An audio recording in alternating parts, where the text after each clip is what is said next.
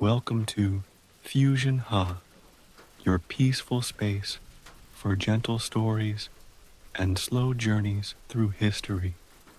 If you enjoy this calming story, please subscribe and tap the notification bell so you never miss a new moment of calm and reflection. If this story brings you peace and quiet, please give it a like. It really helps the channel grow and allows me to create more relaxing journeys for you. And don't forget to explore the Fusion Heya playlist, filled with gentle history stories, perfect for unwinding or drifting peacefully to sleep. You'll find the link in the description below. Now find a comfortable position.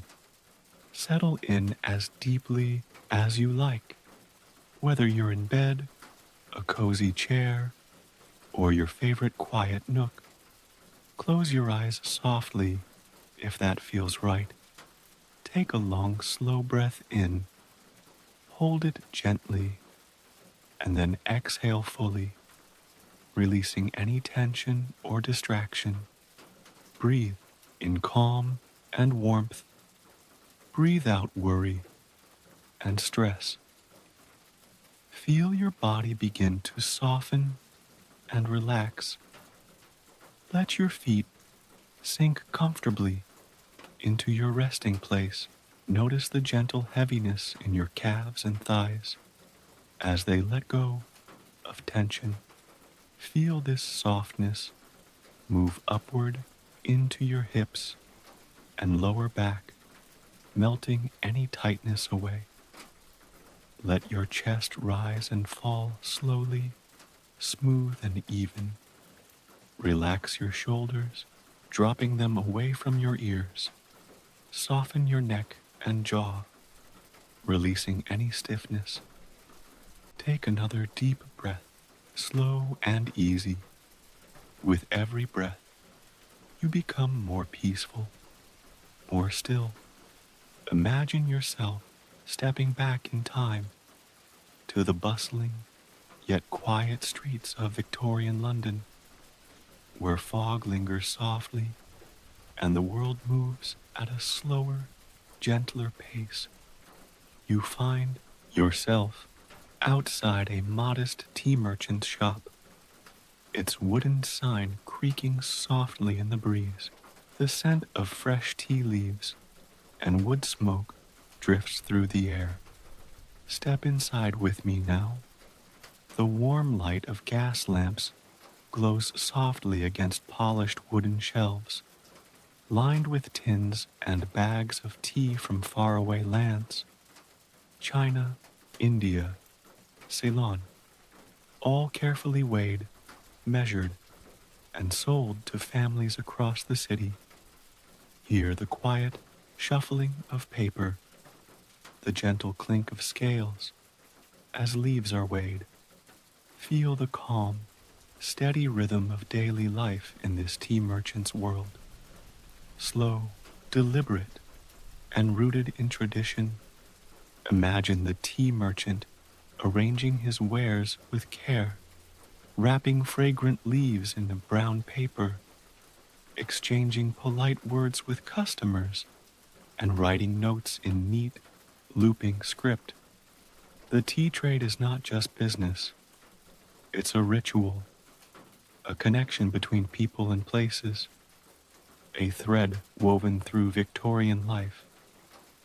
Feel the soft hum of commerce, the steady footsteps on cobblestones, the clatter of horse-drawn carts delivering fresh shipments, the rustle of newspaper pages as news of tea prices and trade routes travels from London to distant ports. Let the gentle sounds and smells of this world lull your mind to stillness as you breathe slowly and deeply. Let the stories of Victorian tea merchants carry you softly into calm. You are safe here. You are relaxed. You are ready to journey into this quiet, fragrant world. Stay here with me in this peaceful place. When you're ready, the story will begin.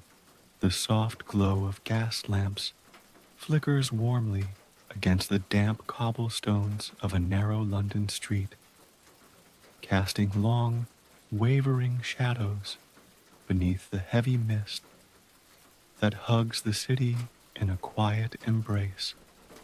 The air is thick with the faint aroma of wood smoke and freshly brewed tea, mingling with the faint metallic scent of rain on iron rails. As the evening deepens, the bustle of the day slows, and the gentle rhythm of Victorian London's quieter moments unfolds like a whispered story.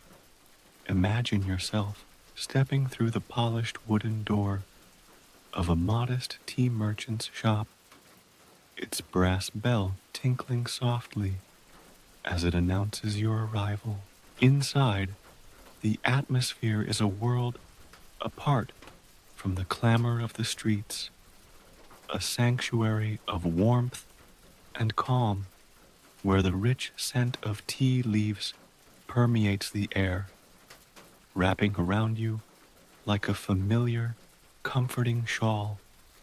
The walls are lined with shelves of dark oak, each carefully arranged with gleaming tins, paper bags, and glass jars filled with the finest teas from across the British Empire.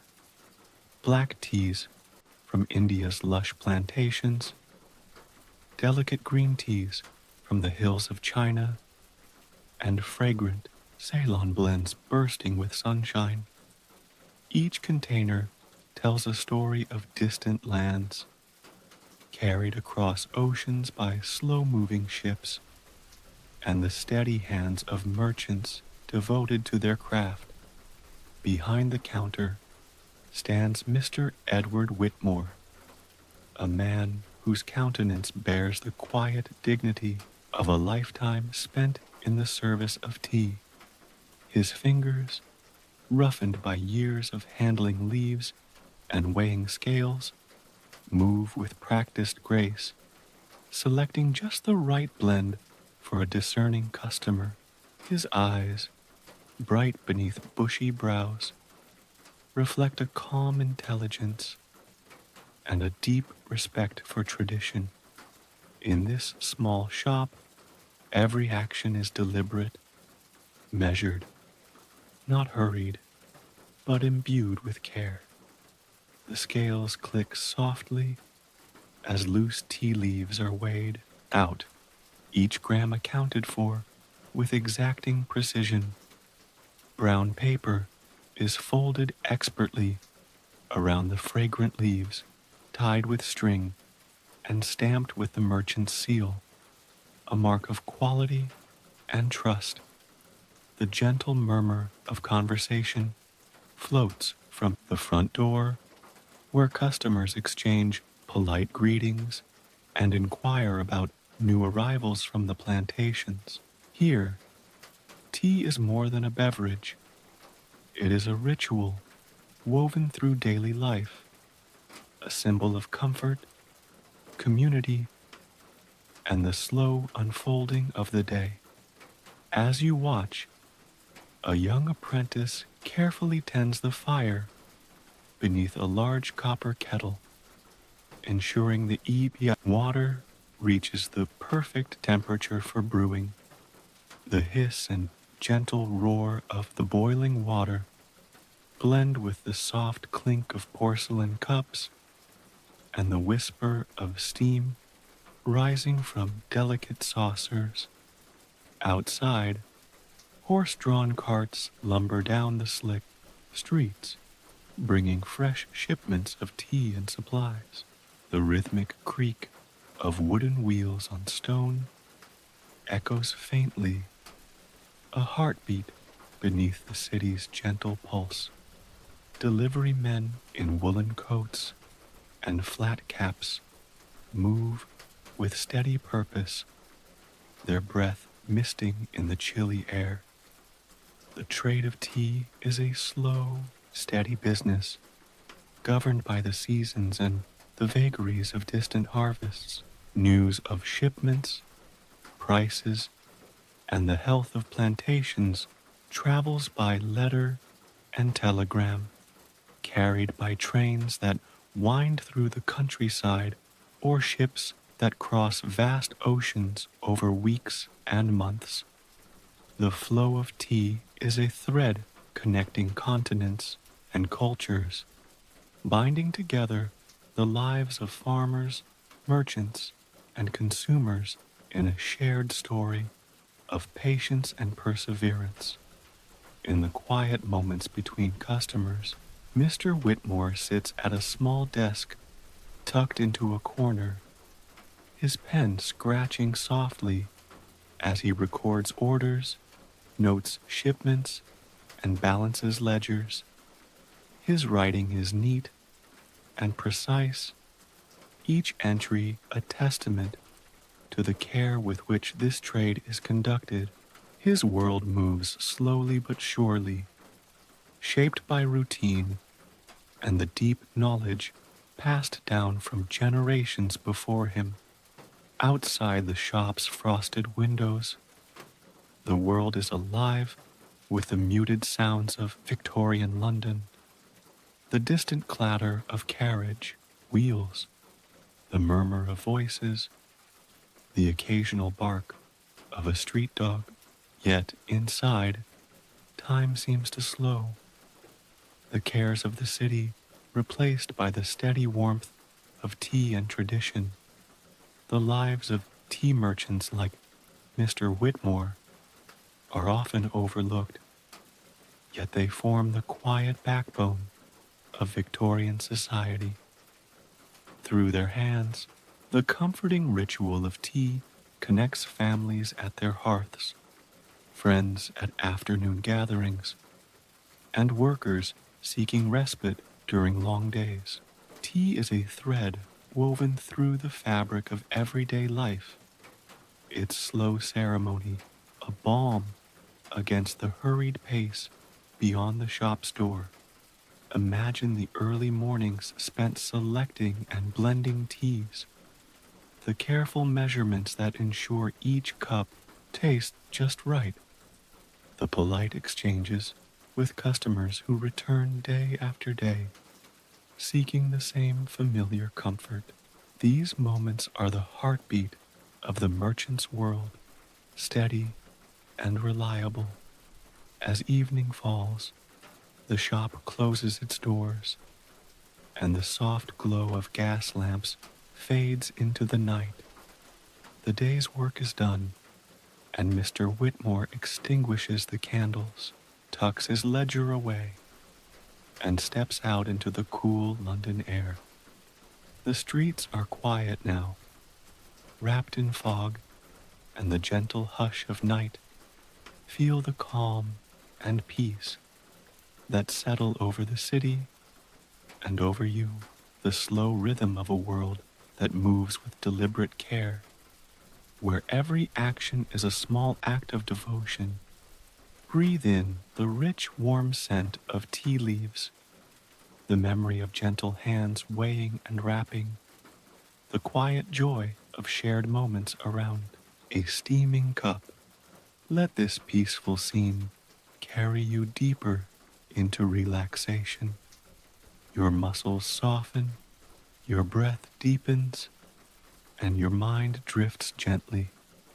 You are safe here in this quiet corner of history, embraced by the slow, steady rhythm of Victorian life and the timeless comfort of tea. When you are ready, the story of the quiet lives of Victorian tea merchants will unfold further, slow, gentle, and full of warmth. The dawn breaks gently over the fog-laden streets of Victorian London, casting a soft, muted light through the narrow alleys and bustling markets. The city awakens slowly, its heartbeat measured by the tolling of distant church bells and the quiet clatter of horse-drawn carriages on cobblestone. Amid this waking city, the tea merchants begin their day with quiet purpose, their lives intimately entwined with the delicate leaves that carry comfort and ritual to so many. Imagine stepping once more through the heavy wooden doors of Mr. Whitmore's tea shop, the familiar scent of dried leaves and fresh earth welcoming you like an old friend. The warm glow of gas lamps illuminates the polished wooden counters and the rows of gleaming tins, each carefully labeled with exotic names, hinting at distant plantations, Darjeeling, Assam, Ceylon, and more. The shop is already alive with the gentle hum of activity. Mr. Whitmore stands behind the counter, his hands steady and sure as he prepares for the day. His careful movements reflect years of experience, measuring precise quantities of leaves, blending subtle flavors, and wrapping each order with practiced care. The simple act of handling tea leaves is transformed into a ritual, a slow and mindful process that honors the journey of the leaves from distant fields to the homes of Londoners. In the back room, a young apprentice stokes the fire beneath the copper kettle, tending to the simmering water that will soon be poured over the fragrant leaves. The hiss and gentle roar of boiling water blend with the soft crackle of kindling, filling the shop with a comforting warmth. The apprentice's eyes reflect both the excitement and reverence of learning a trade steeped in tradition. The tea trade in Victorian London is a world of quiet routines and careful relationships. Shipments arrive at the docks, goods unloaded from creaking vessels that have traversed oceans and storms.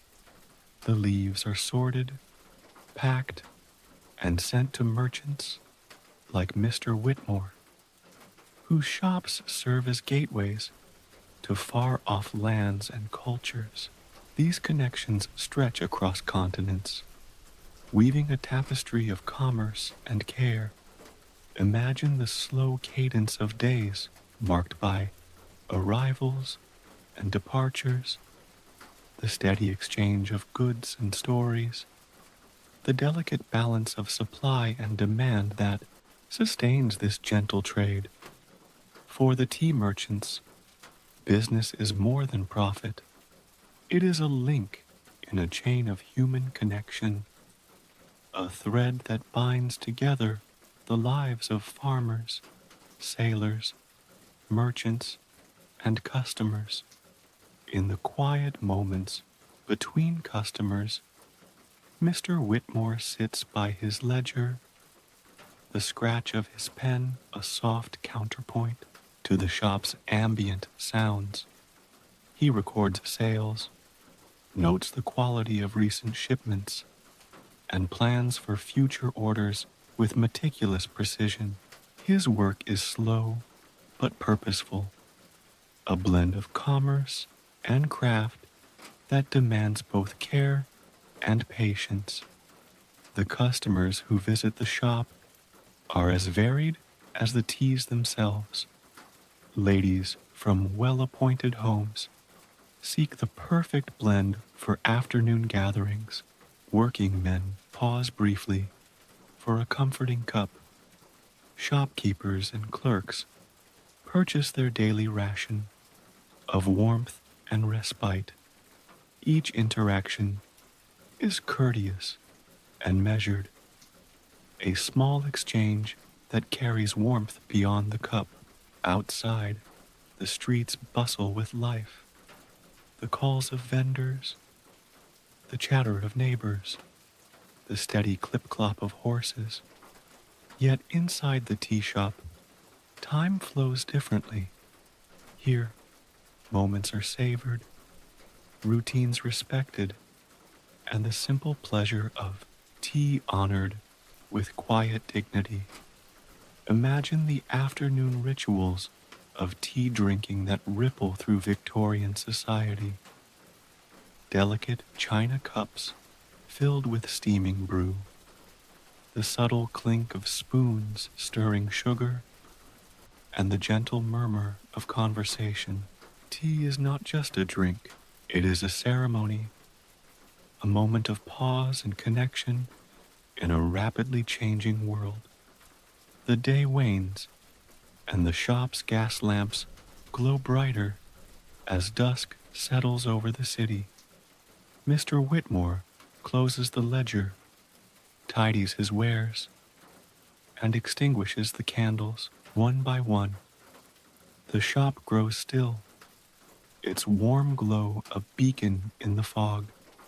Stepping outside, he breathes in the cool evening air, the faint scent of tea lingering on his fingers. The city's bustle softens, and the quiet rhythm of night takes hold.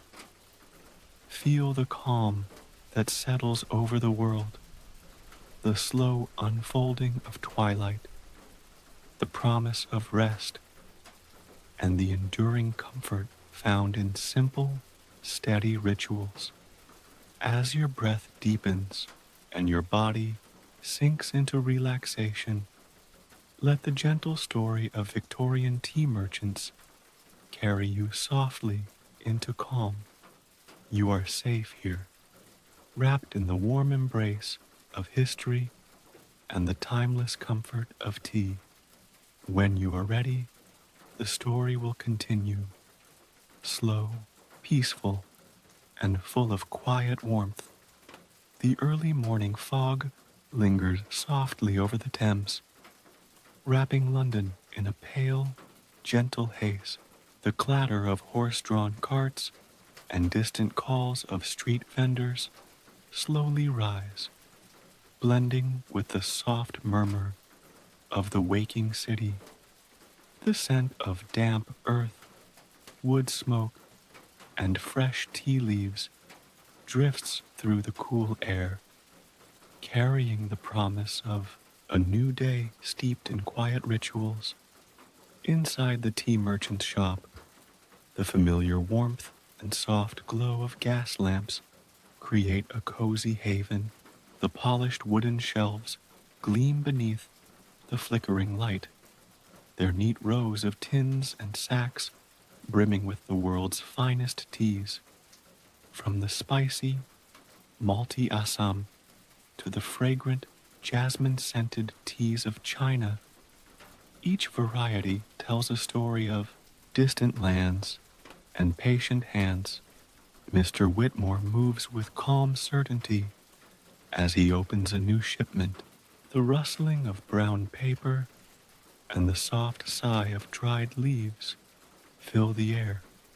Carefully, he inspects each batch, testing the aroma and texture with experienced fingers and a practiced nose. His eyes gleam with a quiet pride, the knowledge that each blend has been carefully sourced and is worthy of the loyal customers who trust his shop. The apprentice watches attentively, learning the delicate art of tea selection.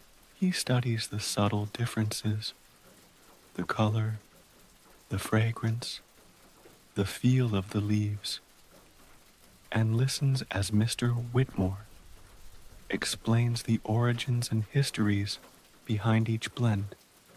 This is more than commerce. It is a tradition, a slow craft passed from master to apprentice, nurtured over time. As customers begin to arrive, the atmosphere in the shop shifts gently but remains serene. The soft greetings, The polite inquiries about blends and flavors, the quiet clink of porcelain cups all weave together into a harmonious rhythm. Each interaction is a small moment of connection between merchant and buyer, tradition and daily life. A mother selects a fragrant Darjeeling for her family's afternoon tea, speaking softly with the merchant about its delicate floral notes. A gentleman in a tailored coat requests his usual robust breakfast blend, nodding in appreciation as the leaves are weighed and wrapped with care. The shop's atmosphere is warm, unhurried, a haven from the bustling city outside. Outside the shop, the streets pulse with life, but retain a gentle pace.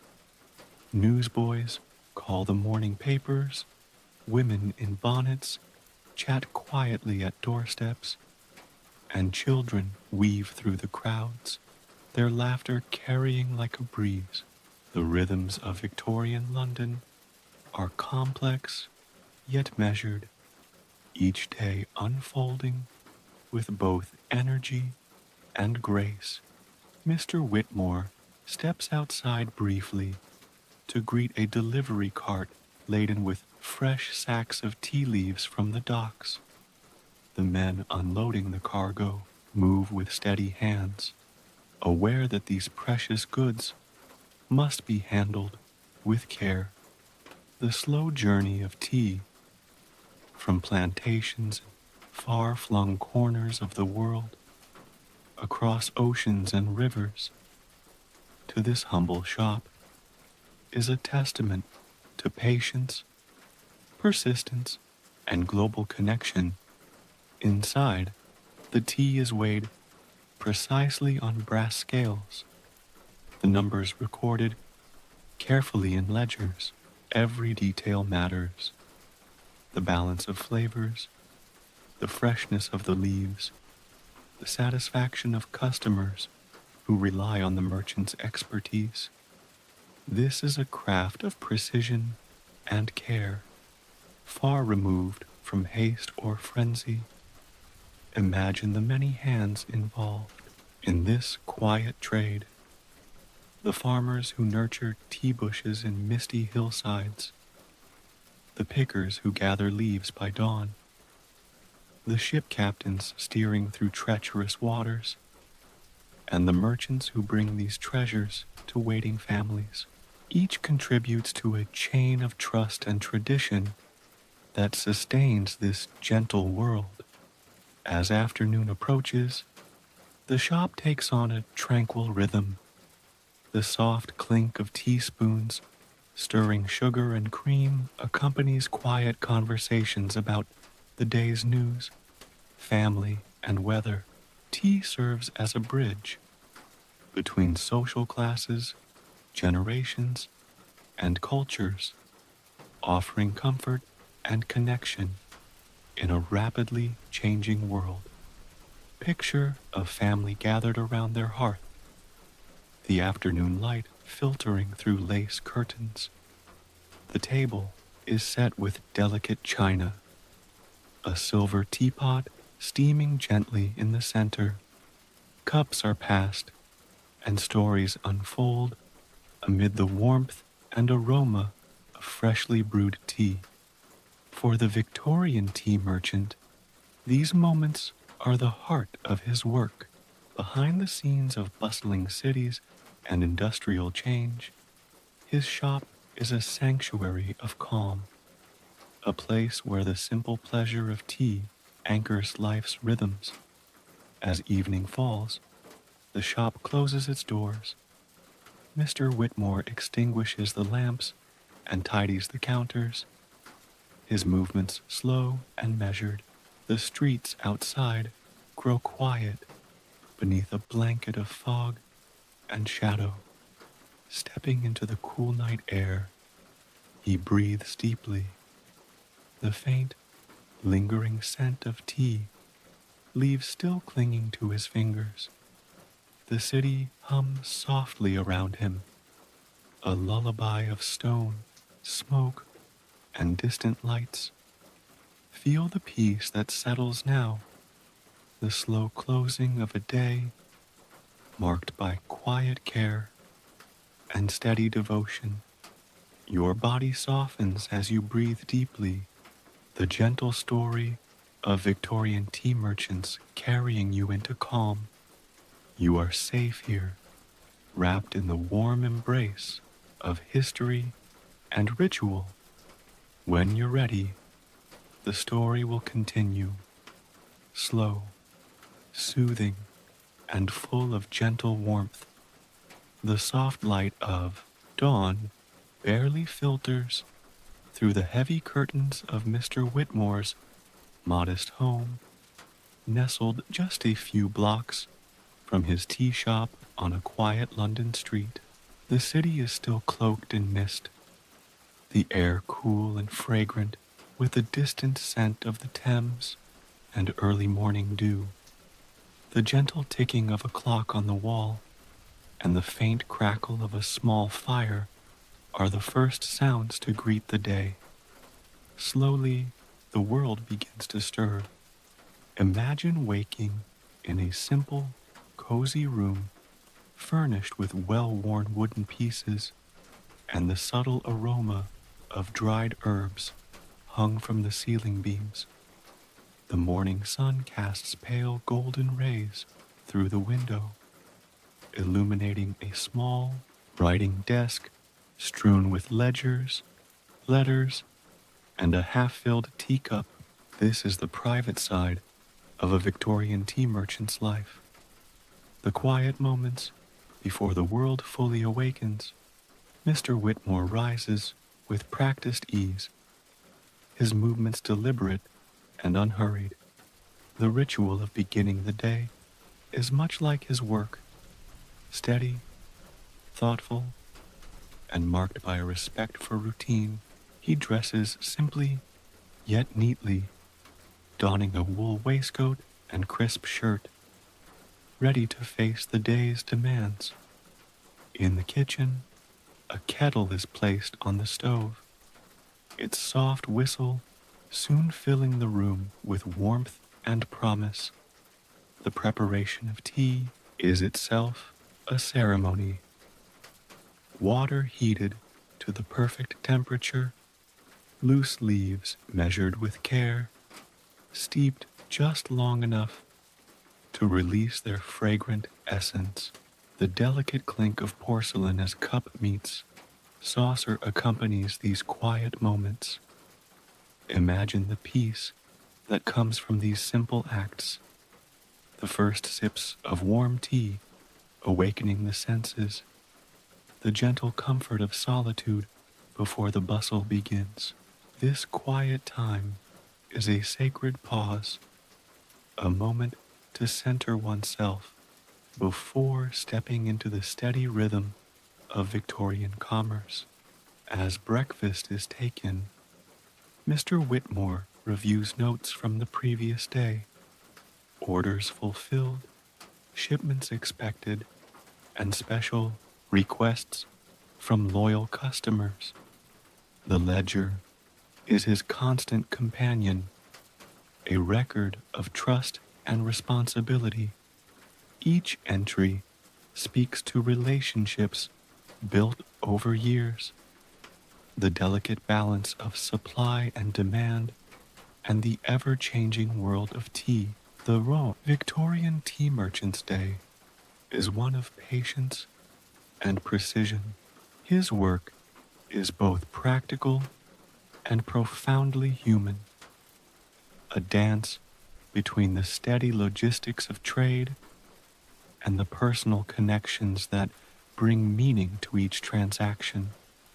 Once the morning meal is complete, the walk to the shop begins, a short journey through streets already growing alive with the sounds and smells of the city. Gas lamps flicker as they are lit, the cobblestones damp beneath soft footsteps. Vendors set up their stalls. Children play quietly in alleyways. Shopkeepers sweep their doorsteps in preparation for the day. The tea shop stands as a beacon of warmth and calm amid the city's rising noise. Its polished woodwork gleams, shelves lined meticulously with tins and jars, each label telling of far-off places, assuredly British, yet unmistakably exotic. Here, the world's riches meet the everyday lives of Londoners. Mr. Whitmore unlocks the door, the familiar creak greeting the morning as he steps inside. The shop's interior smells of fresh wood polish, fragrant leaves, and a hint of lavender. Sachets placed to ward off moisture. The counters gleam, and the brass scales catch the light, ready to measure out the day's first orders. Behind the counter, his hands move with quiet expertise, measuring, weighing, blending. Every package is wrapped with care. A small handwritten note, sometimes added for regular customers. This attention to detail is the hallmark of his service, a personal touch that sets his shop apart. Customers begin to arrive, a steady stream of faces reflecting the city's diverse fabric. Gentlemen in bowler hats and tailored coats inquire after their preferred blends. Shopgirls pause for a moment of respite with a small pot of tea, and housewives seek fresh leaves to brighten their afternoon. The polite exchanges are soft-spoken and courteous, the hum of conversation gentle and unhurried. The tea trade is more than commerce. It is a social ritual, an expression of hospitality and community. Tea houses and shops serve as gathering places where friendships are forged, news is shared, and the day's burdens momentarily lifted. Behind the scenes, the business is carefully managed. Letters from suppliers in India and China arrive by post, detailing the quality and quantity of shipments, news of weather and harvests, and changes in prices. Telegraph messages bring updates from ports and markets, connecting this small London shop to the vast network of colonial trade. Imagine the patience and foresight required to balance these variables. The long journey of tea leaves across continents, the uncertainty of ocean voyages, the trust in hands far away to deliver quality and quantity as promised. The tea merchant's role is both steward and storyteller, ensuring the delicate balance between supply and demand while nurturing the connections that make trade personal. As midday approaches, the shop becomes a quiet sanctuary. The afternoon's first customers settle in for tea tastings and gentle conversation. The clinking of teaspoons, the soft murmur of voices, and the aroma of steeping leaves create a peaceful atmosphere, a refuge from the city's busy pace. Picture the slow pouring of hot water over fragrant leaves, the delicate swirling of steam rising in golden tendrils, the savoring of the first taste, a moment of calm and contentment shared across time. The tea merchant watches with quiet satisfaction, knowing that his work brings these moments of joy and comfort to countless lives.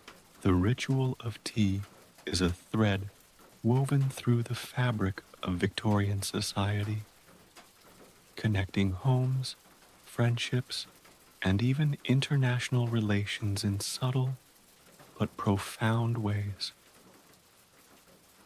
As the afternoon wanes, the shop prepares for closing. Mr. Whitmore tidies the counters, folds remaining packages carefully, and pens notes for the following day. The gas lamps are extinguished, one by one. The flicker of candlelight, now the sole illumination. Stepping outside into the cooling evening, the city is cloaked in shadows and softened by the gentle mist. The faint glow of distant lamps twinkles like stars, and the murmur of the Thames flows quietly in the background. The day's work complete, the tea merchant reflects on the slow, steady rhythm of his life, a life of patience, care, and quiet service.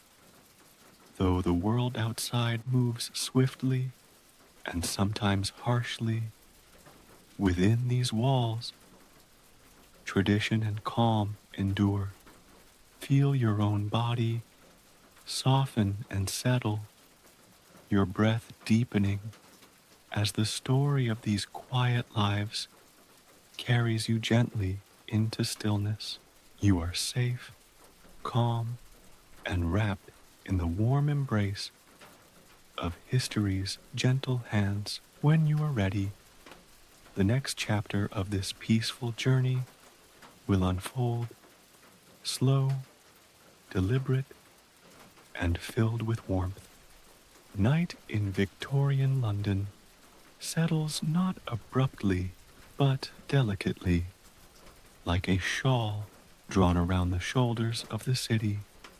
The gas lamps hiss softly as they are lit one by one, glowing like tiny golden moons along narrow lanes and main roads alike. A light fog rises from the Thames, winding its way through alleys, around iron gates, past coal-lit windows, and softly closed shutters. Mr. Edward Whitmore's tea shop has long since closed for the evening. The bell above the door gave its last chime at precisely 6 o'clock, and now the shutters are drawn, the hearth is dimmed, and the scale weights are tucked neatly into their drawer. The day's work is over, yet his presence lingers in the quiet hum of the space, like the residual warmth of a kettle just removed from the fire. But tonight, we do not remain in the shop. Instead, we are invited to follow Mr. Whitmore into a different rhythm, the quiet world of his personal life. He lives alone in a modest brick house a few minutes' walk from the shop. It is a home kept with care and without flourish. The curtains are always tied neatly, the hallway mirror wiped each morning, everything in its place. A man of tea is, by nature, a man of structure. As he turns the key in the lock and steps inside, the familiar creak of the wooden floorboards greets him. The air carries the scent of beeswax and lavender soap, and from the kitchen, the faintest memory of breakfast lingers. He places his hat gently on the rack and slides his gloves into the drawer. Not rushed, not slow, just deliberate, practiced. Soon, a kettle is placed over the fire once again, though he has prepared countless pots for others throughout the day. This evening's brew is different. It is for himself, a quiet moment, undisturbed by commerce or conversation.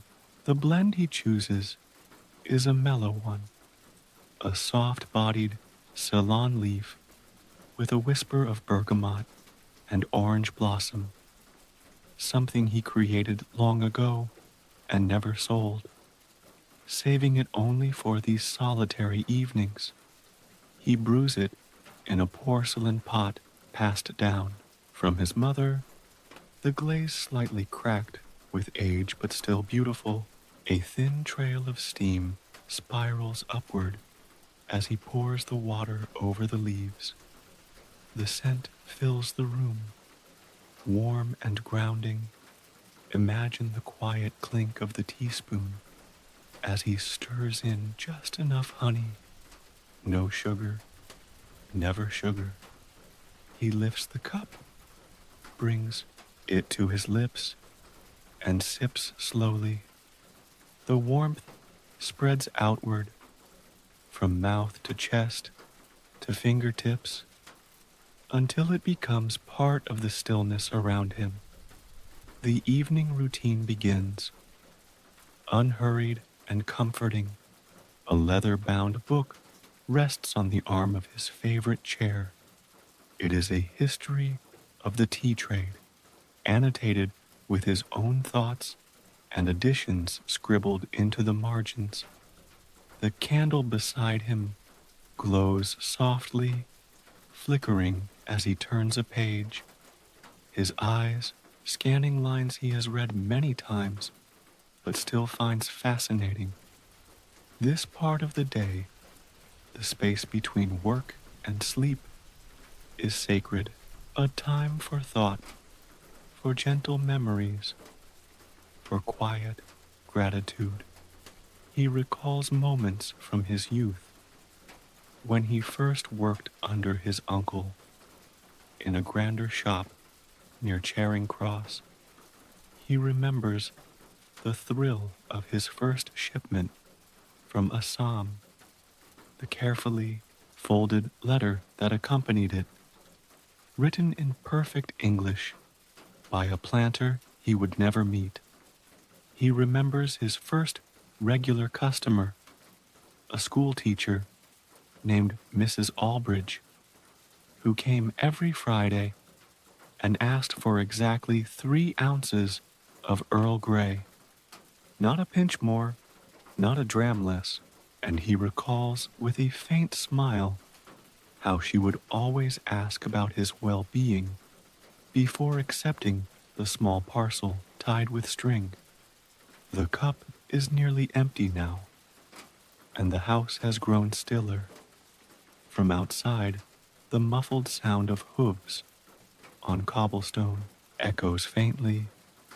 The wind rustles the hedges, and in the distance, a ship's bell rings from the river. He rises, placing the empty cup in the sink with care. The embers in the hearth have dimmed, casting soft shadows against the floral wallpaper. Upstairs, the bedroom is small, but welcoming. The bedspread is tucked tight, and the slippers beside the rug are placed just so. Before retiring, he opens a small cedar box on his dresser. Inside, folded letters are tied with a blue ribbon, correspondence with distant tea growers, kind notes from customers, a thank you card from a young apprentice who moved on to start his own shop in Bath. Mr. Whitmore unties the ribbon, lifts one letter, and reads quietly, "Your tea reminds me of home," it begins, "and your kindness reminds me there are still places in this world where people listen with their whole hearts." He folds the letter back slowly, reties the ribbon, and returns the box to its place.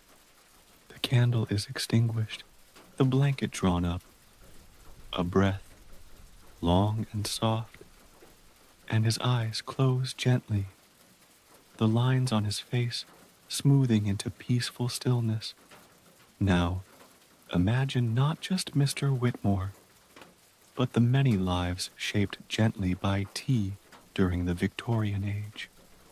The housemaid who steals a moment of warmth before her morning duties.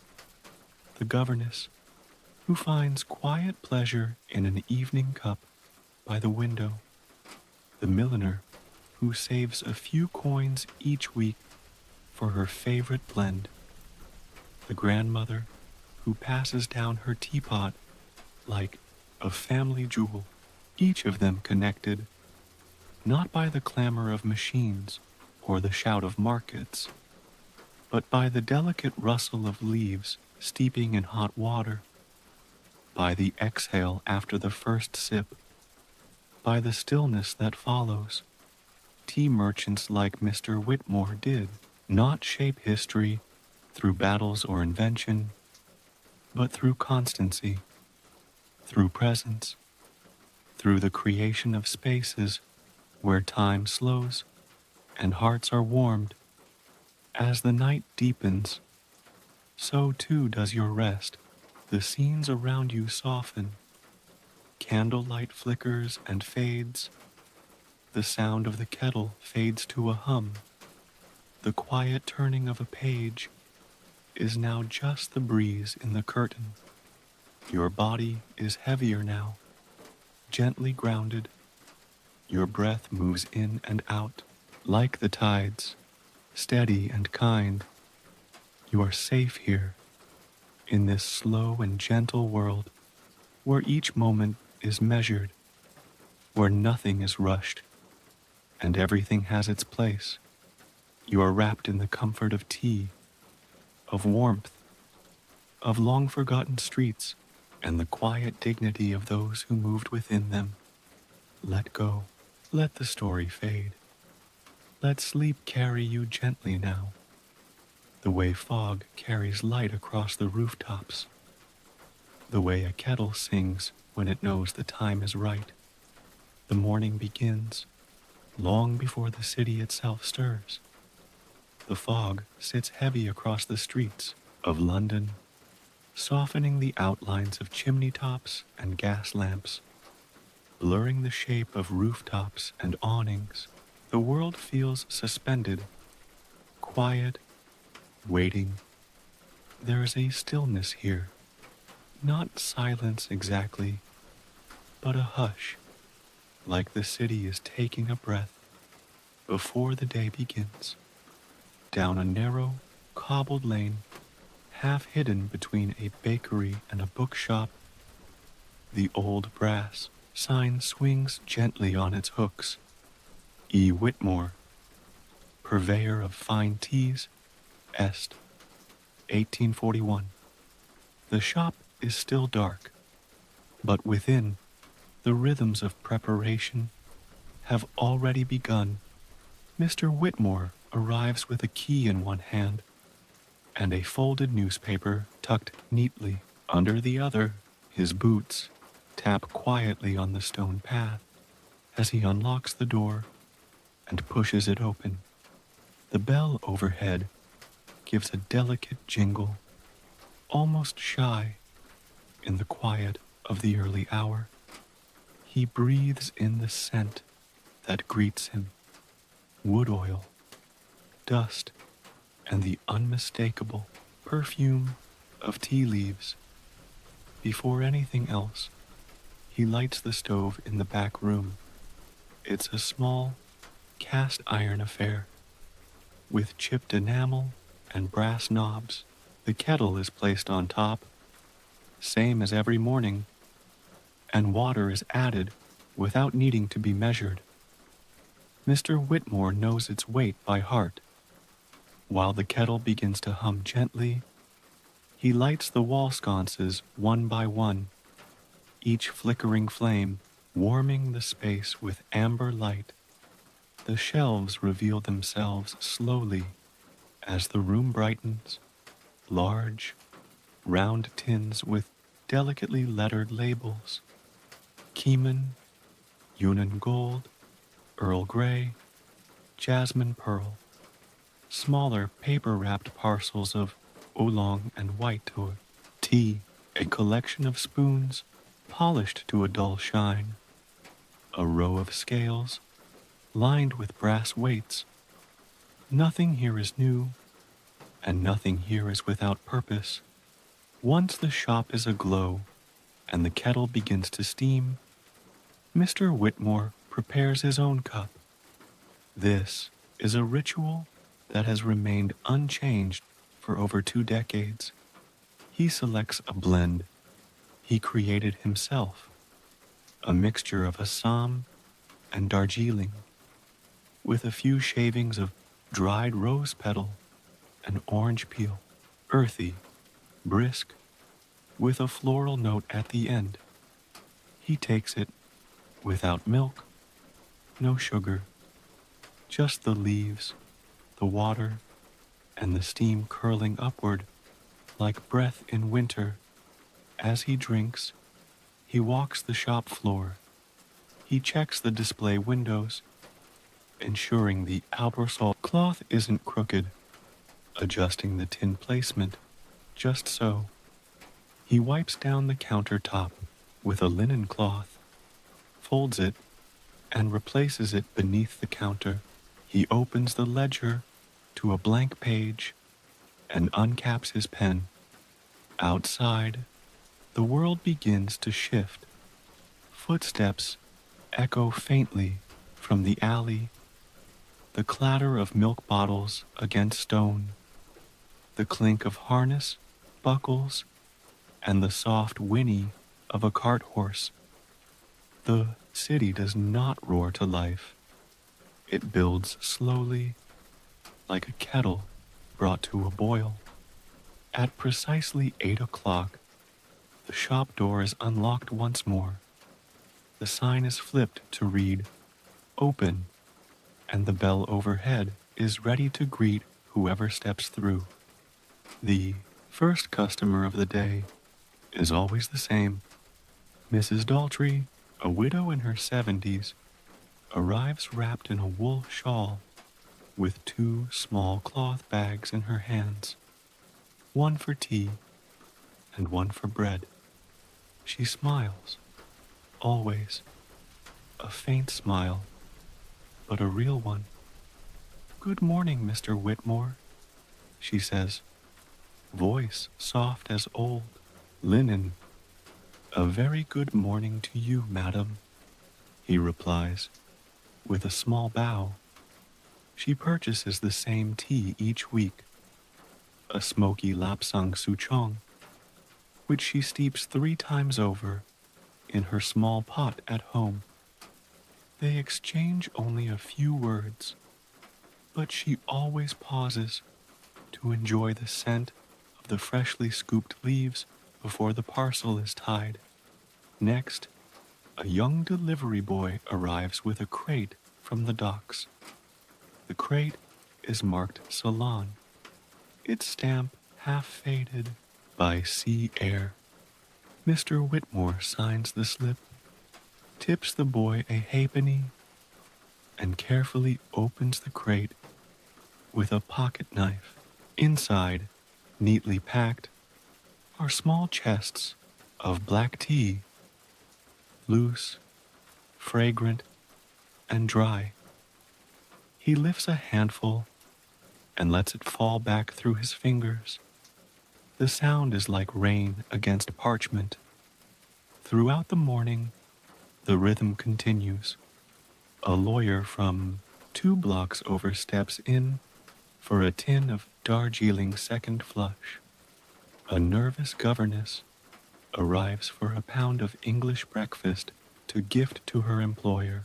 2 sisters giggle quietly while choosing between lemon verbena and peppermint for their ailing father. Each interaction is small, polite, and quietly important. Mr. Whitmore does not rush anyone. He listens, explains, occasionally offers a sample to smell or taste. Every transaction is unhurried, human. His shop is not just a place to buy tea. It is a place where time slows. At midday, when the foot traffic quiets and the air grows still again, he makes himself another cup. This time, something milder, a Chinese white tea with hints of plum and hay. He drinks it at the small table in the back room, beside the window that looks out onto the alley. Children skip stones in the gutter. A cat weaves between barrels. The world hums quietly on. He writes in his ledger, making notes not just of inventory, but of interactions. He remembers who prefers which blend, who recently lost a loved one, who spoke with joy about an engagement or a new child. These notes are not for profit, but for kindness, for presence, for continuity. In the late afternoon, the bell above the door rings again. A postman brings a letter delivered from India, Calcutta. The envelope is worn at the corners, and the paper inside carries the faint scent of cardamom. It's from an old acquaintance, now retired from plantation work. The letter speaks of the harvest, of rains, of the health of the workers, of memories they both shared years ago, over cups of tea brewed beside shipping docks under the haze of monsoon skies. Mr. Whitmore folds the letter and places it in a small wooden box with others like it. Letters he rereads on winter nights, connections that span oceans. The final customers trickle in before dusk. A bookbinder, a young mother, a painter with stained fingertips. Then, slowly, the light begins to change. The fog returns. The streets dim. At exactly 6 o'clock, as always, Mr. Whitmore turns the sign in the window back to closed. He wipes the counter one last time, empties the day's kettle, and straightens the tins. The shop does not look as if it has been worked in all day. It looks, somehow, untouched, preserved. Still, he buttons his coat, locks the door behind him, and steps into the hush of evening. The city glows dimly beneath the fog. The air carries the scent of coal and rain. Gaslight flickers in puddles. Far away, the river moves slowly, steadily. Mr. Whitmore walks home through streets he knows as well as the shelves in his shop. And as he walks, the story of the day lingers in the air. The small kindnesses, the quiet rituals, the gentle rhythm of a life shaped not by urgency, but by care. Your body is soft now, heavy and quiet. Your breath moves like the rhythm of the street, slow, even, calm. Your mind rests beside the teapots and ledgers, cradled by fog and flame. You are here, in this world of small shops and quieter lives, a world where each leaf is weighed with care, where every sip tells a story, and where sleep waits patiently, like a cup cooling in gentle silence. Rest now, and let the next chapter unfold in its own time, slowly, just like tea. The sky above London is a pale wash of blue-gray, lit gently by the slow rise of morning sun behind low clouds. Chimneys exhale steady streams of smoke, and rooftops glisten with dew that has settled like fine lace across the city. It is a weekday in late autumn. The trees along the narrow street leading to Mr. Whitmore's tea shop have already begun to lose their leaves, and those that remain rustle softly in a breeze that smells faintly of coal, mist, and chimney soot.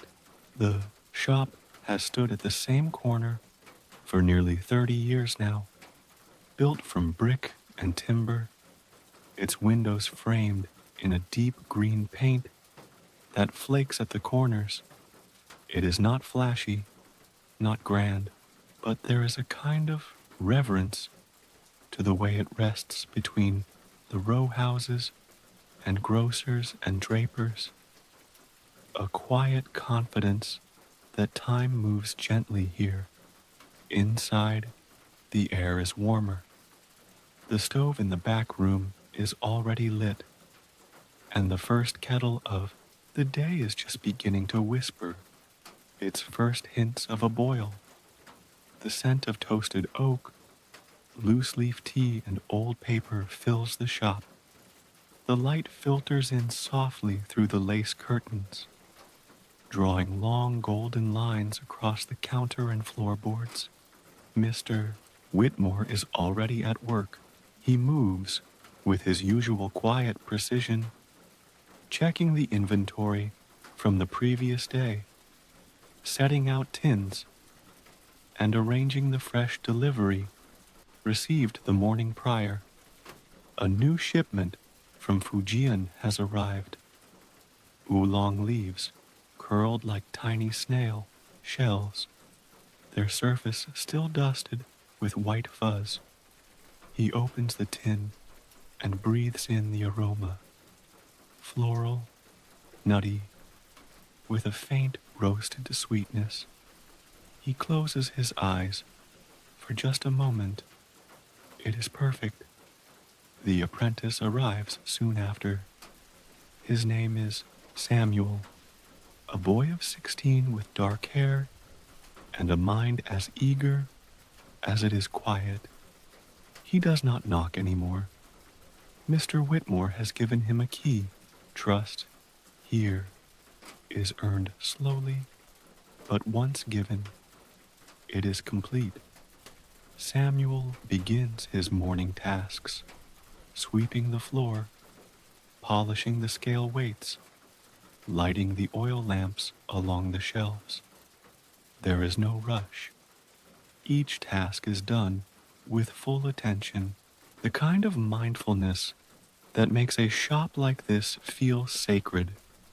By the time the first customers arrive, the kettle has been refilled and the counter arranged with today's featured teas, a malty Assam, a floral Darjeeling, and a dark, smoky Lapsang Souchong that Mr. Whitmore blends himself with a touch of dried orange rind. The first visitor is a railway clerk who purchases a quarter-pound of breakfast tea, wrapped in brown paper and tied with twine. He chats about the new train line extension toward Brighton, and Mr. Whitmore nods politely, interjecting now and then with soft interest. The exchange is calm, unhurried, familiar. Later, a young woman arrives with a shopping list scrawled neatly in ink. She buys 3 ounces of rose black tea and asks about a blend her grandmother used to drink, something with hints of vanilla and dried apple.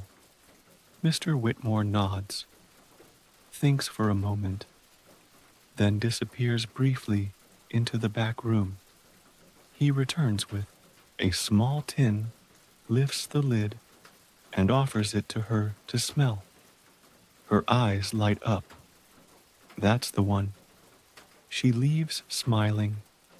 Each customer brings a story.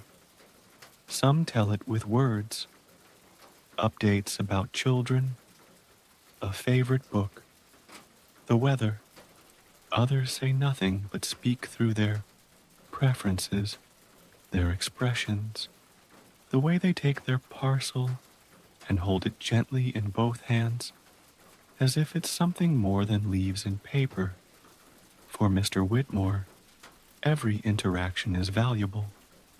He records notes in a small black ledger, Not just names and orders, but details. Mrs. Hollings prefers weak brews, no sugar. Mr. Edgerton prefers smaller leaves for quicker steeping. Miss Eliza mentioned her father's health is declining. Recommended chamomile with honey. In the back room, Samuel is learning to blend. Under Mr. Whitmore's quiet instruction, he begins by observing the proportions, the color, the feel of the leaves in his fingers. Each type of tea leaf reacts differently to moisture, to time, to temperature. It is not enough to follow a recipe. It must be felt. Samuel mixes a small batch. Black tea, a few threads of saffron, and dried marigold. Mr. Whitmore brews a cup, tastes, then offers a quiet nod. Well balanced, he says, softly, a little heavy on the marigold. Next time, half a pinch less. Samuel smiles, just slightly. By midday, the shop is filled with the scent of steeping leaves. A few customers linger at the table in the front, sipping small cups as they chat about the Queen's recent public appearance or a performance at Covent Garden. The room feels timeless, the hum of voices, the warmth of tea, the comfort of wood and fire and steam. Mr. Whitmore believes deeply in the philosophy of his trade. Tea is not about haste. It is not about extravagance. It is about pause. It is about noticing. It is about warmth. He thinks often about the workers who harvest the leaves, the fingers that pluck them from mountain shrubs, the baskets that carry them down narrow trails, the hands that roll, dry, and sort them before they make their long journey across oceans. Each cup contains all of this, a world of effort in one quiet sip. As afternoon shadows stretch across the shelves, the pace of the day slows again. A regular named Mr. Sterling, an elderly gentleman with a limp and a bright red cravat, stops in for his weekly half-pound of Ceylon Black. He never speaks above a whisper and always tips his hat twice, once upon entry, once upon exit. Mr. Whitmore has already prepared his order. A soft rain begins to fall outside, pattering against the windows and roof tiles. The gas lamps flicker a little brighter against the darkening sky. Inside, the light glows golden.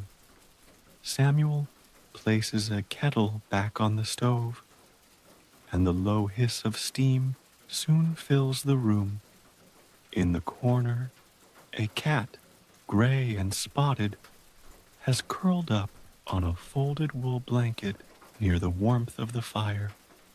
It isn't Mr. Whitmore's cat, not officially, but it has appeared each day for nearly 2 years now. They call him Ash, for the color of his fur and the way he smells faintly of chimney smoke. Ash does not ask for attention, but he accepts it when offered. A scratch behind the ears, a bowl of milk at closing.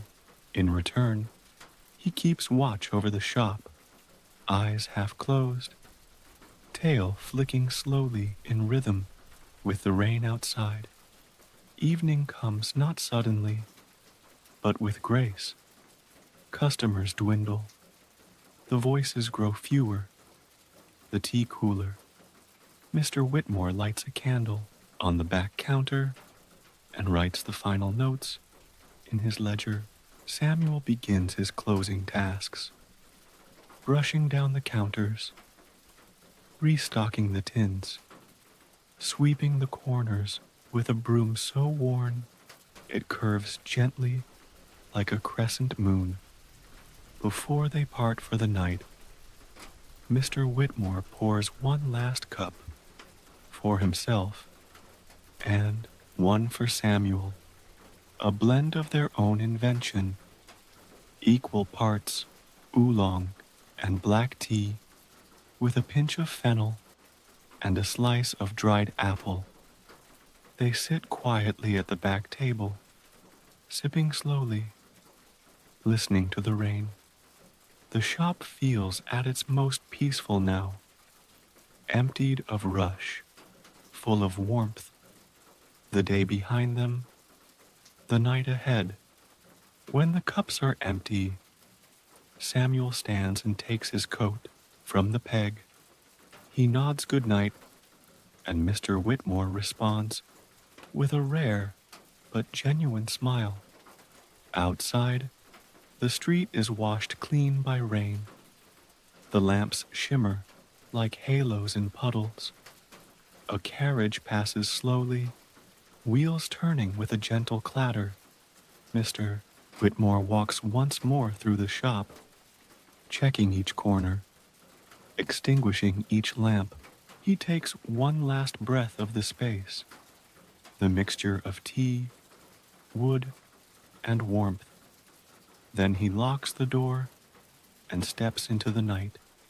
As he walks, the sounds of the city fade behind him, replaced by the steady rhythm of his own footsteps.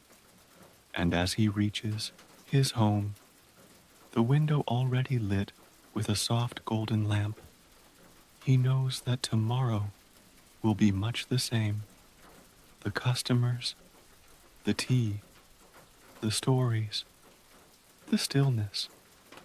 The quiet lives of Victorian tea merchants do not change quickly, and in that, there is a kind of peace. Let that peace find you now. Let your body sink into the calm. Let your thoughts slow like steam rising from a freshly poured cup. Let the world of fog and gaslight and soft voices carry you gently into sleep.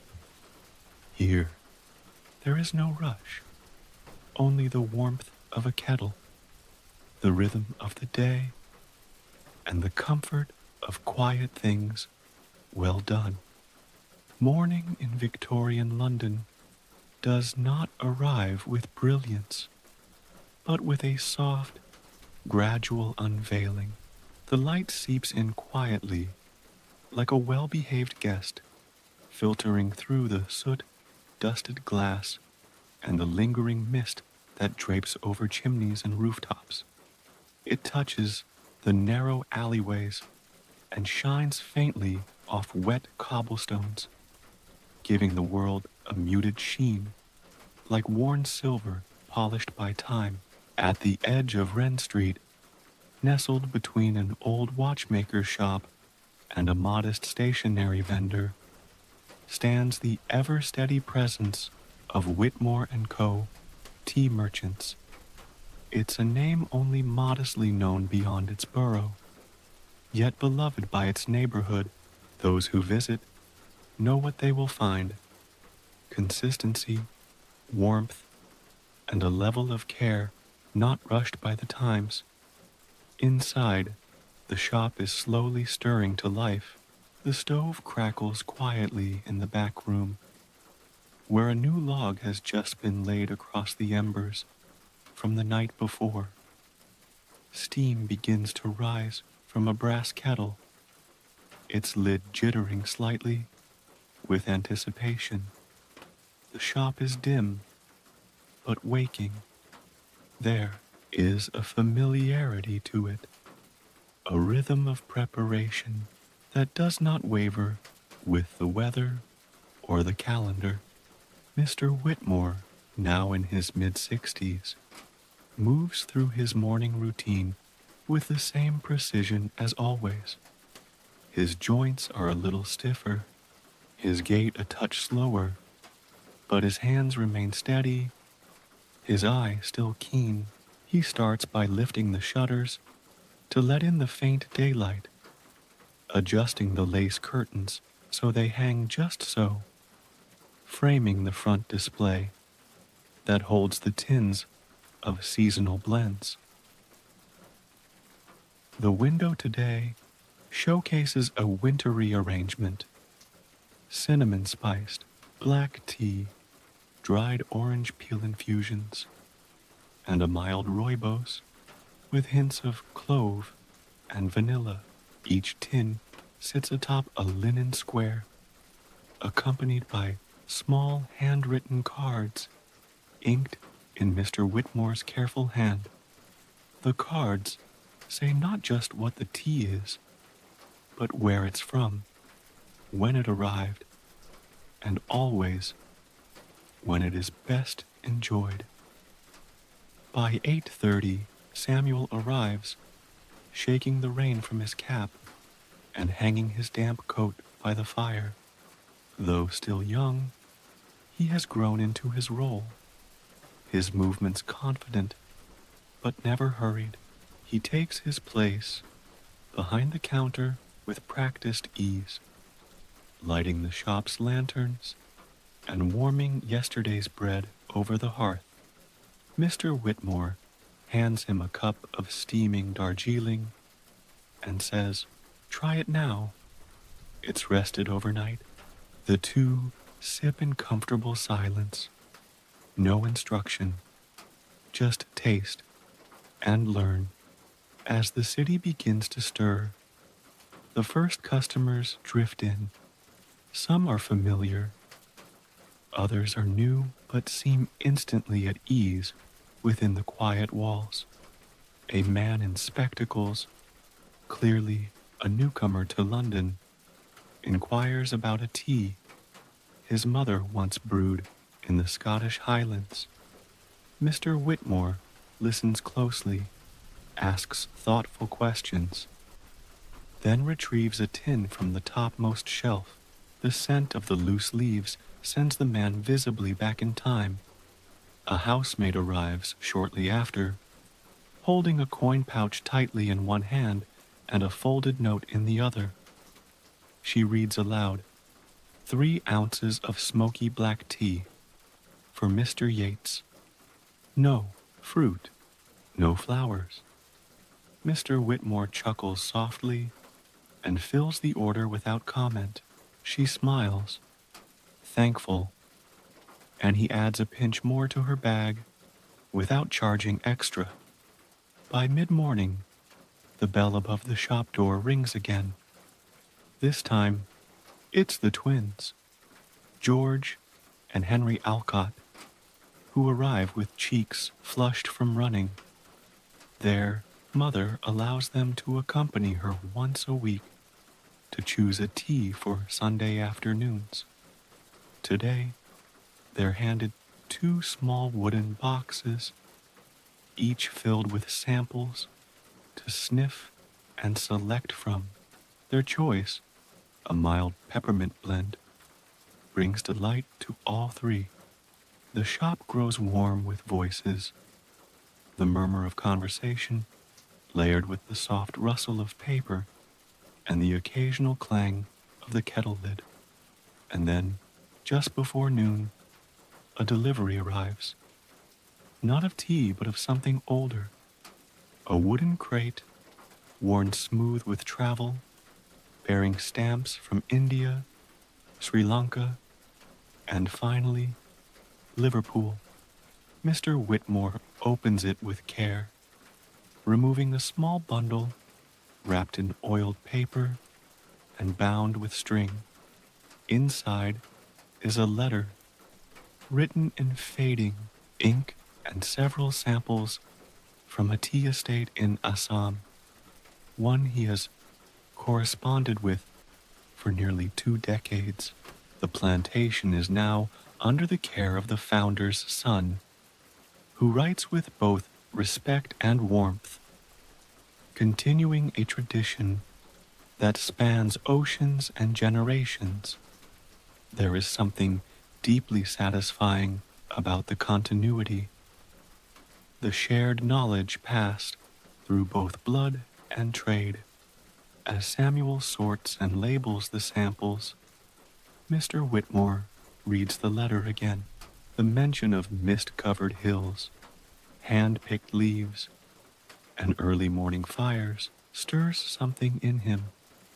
Not nostalgia exactly, but a recognition of rhythm, of lives lived steadily, far from here, yet not so different. By early afternoon, the shop quiets. This is the slow hour, the pause between the lunch crowd and the tea time rush. Mr. Whitmore uses this time not for rest, but for reflection. He sits at the table in the corner, sips his oolong with honey, and writes in his personal journal, a worn, leather-bound book kept under the counter. He writes not of profits, but of people, of new faces and familiar ones, of how Samuel has learned to detect astringency in a second flush Darjeeling, of the way the peppermint blend delighted the Alcott boys, of the letter from Assam. He also writes small thoughts, observations, reminders to try a different steeping time, to reorder tins, to speak more gently to a particular customer next time, as her voice had seemed tired today. The kettle sings again, softly, and Samuel refills it. The fire crackles a little louder. Ash the cat, curled in his usual spot behind the stove, stretches out one paw and blinks slowly before returning to sleep. A new customer enters, a woman of about 40, neatly dressed, with gloves and a dark veil. She removes the veil as she approaches the counter, her eyes tired but kind. My father passed last week, she says, and I came here often with him. I'd like to take home something we shared. Mr. Whitmore does not ask questions. He simply nods, reaches for a familiar tin, an Earl Grey with rose petals, and says, this was the one. She smiles softly, her eyes welling. Yes, she says. Thank you. The tea is wrapped with extra care, tied with twine, a handwritten note placed inside the parcel, best enjoyed with memory. As the day continues, the light begins to dim again. Autumn days are short, and by 4 o'clock, the edges of the sky are already tinted with dusk. The lamps are turned up, the stove restoked. A final kettle is set to boil. Customers arrive one last time, most of them familiar, an old gentleman seeking his usual Russian caravan, a couple celebrating their anniversary with a gift tin, a nurse from the nearby hospital asking for something quiet and calming. When the door closes behind the final customer, Mr. Whitmore removes his apron and brushes tea dust from his sleeves. Samuel counts the day's earnings, tallies the sales, and cleans the counter. The fire begins to die down, and the cat now curls tighter, its tail over its nose. Before Samuel leaves, Mr. Whitmore hands him a small parcel. No charge. For your mother, he says simply. Samuel nods. She'll be grateful. Her hands ache in this cold. The parcel contains a warming blend. Ginger, cardamom, cinnamon bark. a tea to ease joints and stir the blood gently, made not for sale, but for care. Outside, London glows faintly beneath the fog. Carriages pass like shadows. The scent of coal smoke floats in the damp air. Somewhere nearby, a street musician plays a soft melody on a violin, and it drifts like vapor through the cracks in the window. Inside the tea shop, the final candle is extinguished. The shop breathes out a day's worth of warmth and stories and settles into silence. And so, too, can you. Your body has grown heavy. Your breath moves like the soft exhale of steam from a teacup.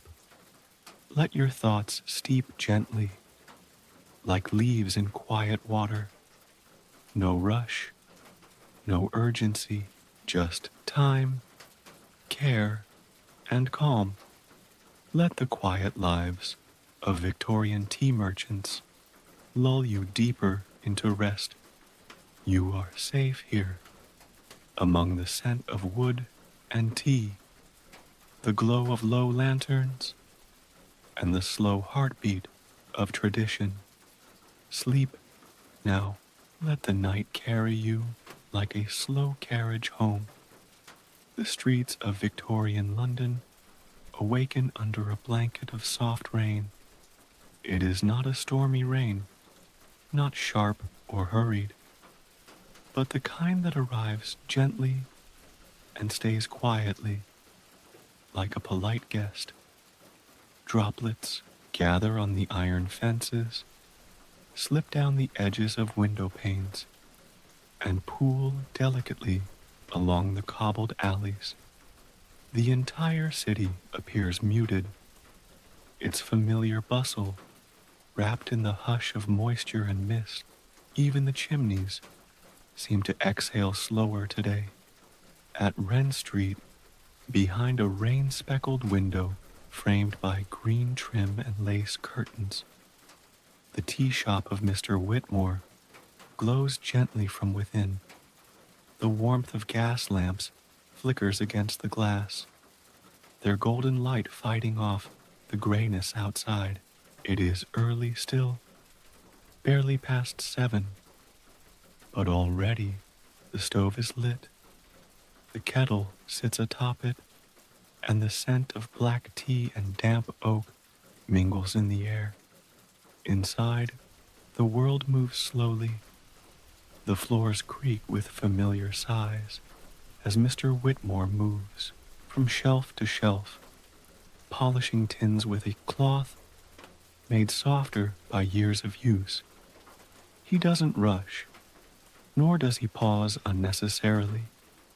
His every movement exists within the quiet, steady rhythm of a life practiced in care. To prepare the shop is not a task to be completed. It is part of the tea itself, part of the comfort it will bring. Today, he places a handwritten sign in the window, small, unassuming, but carefully lettered, rainy day recommendations. Beneath it, a display of comforting blends, a spiced Assam with cinnamon bark and black pepper, a mellow Ceylon with honeybush and dried orange peel, a floral chamomile lavender blend, perfect for slow afternoons. Each tin is surrounded by little drops of condensation on the windowsill. A small tea towel is laid beneath them, not to impress, but to keep them dry and warm, as if the tins themselves are guests who've just come in from the rain. Samuel arrives, later than usual, with his coat pulled tightly and his cheeks red from the cold. "Good morning, sir," he says, wiping his boots on the mat. "A bit of a soak this morning, I see." Mr. Whitmore replies, offering a clean towel and a warm cup from the kettle. You'll dry off faster with something hot in your hands. They sit together at the small table in the back room, steam curling upward from their cups, dancing in the candlelight. Outside, the city begins its slow bloom. Footsteps quicken along the pavement. Umbrellas bob in and out of view, and carts trundle by with soft rattles, their canvas coverings dripping steadily. Yet inside the tea shop, time holds its breath. Mr. Whitmore prepares the day's orders. A woman had requested a delivery to her husband's office, a blend of Earl Grey and lavender, to help ease his nerves during a difficult week. The parcel is carefully wrapped in brown paper, tied with twine, and a small note is tucked beneath the string. For calm in the chaos, from your Lily. Another customer, a retired bookseller named Mr. Fenwick, had written requesting a blend that reminds me of summer gardens, but still belongs to winter. After several moments of quiet consideration, Mr. Whitmore creates a mix: rose petals, hibiscus, green tea, and a touch of cardamom. He smiles faintly, labels it midwinter bloom, and sets it aside for delivery. These small acts of thoughtfulness are what the shop is known for. Not flamboyance, not novelty, but quiet, deliberate care. By mid-morning, the bell above the doctor rings gently. A young couple steps inside, their coats damp and their hands joined tightly. She is wrapped in a tartan shawl. He wears a hat, too big for his head. They smile politely, but say little. Mr. Whitmore welcomes them with his usual nod and guides them toward the samples by the stove. Something to warm the bones. Perhaps, he says. They try a few blends, sipping from tiny porcelain cups that have lost their shine, but not their usefulness. Eventually, they settle on a simple black tea infused with ginger and molasses. Before they leave, the man lingers by the window, staring at the sign. It's beautiful handwriting, he says. My father was a sign painter once. Mr. Whitmore only nods in response, but after they've gone, he adjusts the sign slightly, so it stands straighter in the frame, as if honoring the compliment in its quiet way. The afternoon unfolds like a slow chapter of a familiar book. Customers come and go, umbrellas left dripping by the door, shoes squeaking against the floor. A young pianist from the academy down the road picks up a blend he believes improves his focus. A widow selects a calming infusion she sips every evening beside the hearth. A boy of no more than 8 comes with a coin clutched in his mitten, sent by his grandmother for her soothing sleepy blend. Each interaction is like a paragraph, brief but meaningful. Together, they create the story of the day, and always the kettle hums. Its soft bubbling is the heartbeat of the shop, a sound so constant it becomes invisible, like the ticking of a beloved clock. Mr. Whitmore replaces it before it boils dry, adding fresh water without being reminded, his body moving through motions etched into his muscles. Outside, the rain continues, undeterred. The city damp and dreamlike, fades into a gray watercolor. But inside, the walls are filled with warmth and wood and light. Late in the day, a delivery boy arrives with a small parcel, a book wrapped in twine and addressed to Mr. Whitmore in delicate script. He thanks the boy, slips him a biscuit from the tin behind the counter, and carries the package to the back. It is a volume on the philosophy of tea drinking in East Asia, a gift from an old friend who now lives in Kyoto.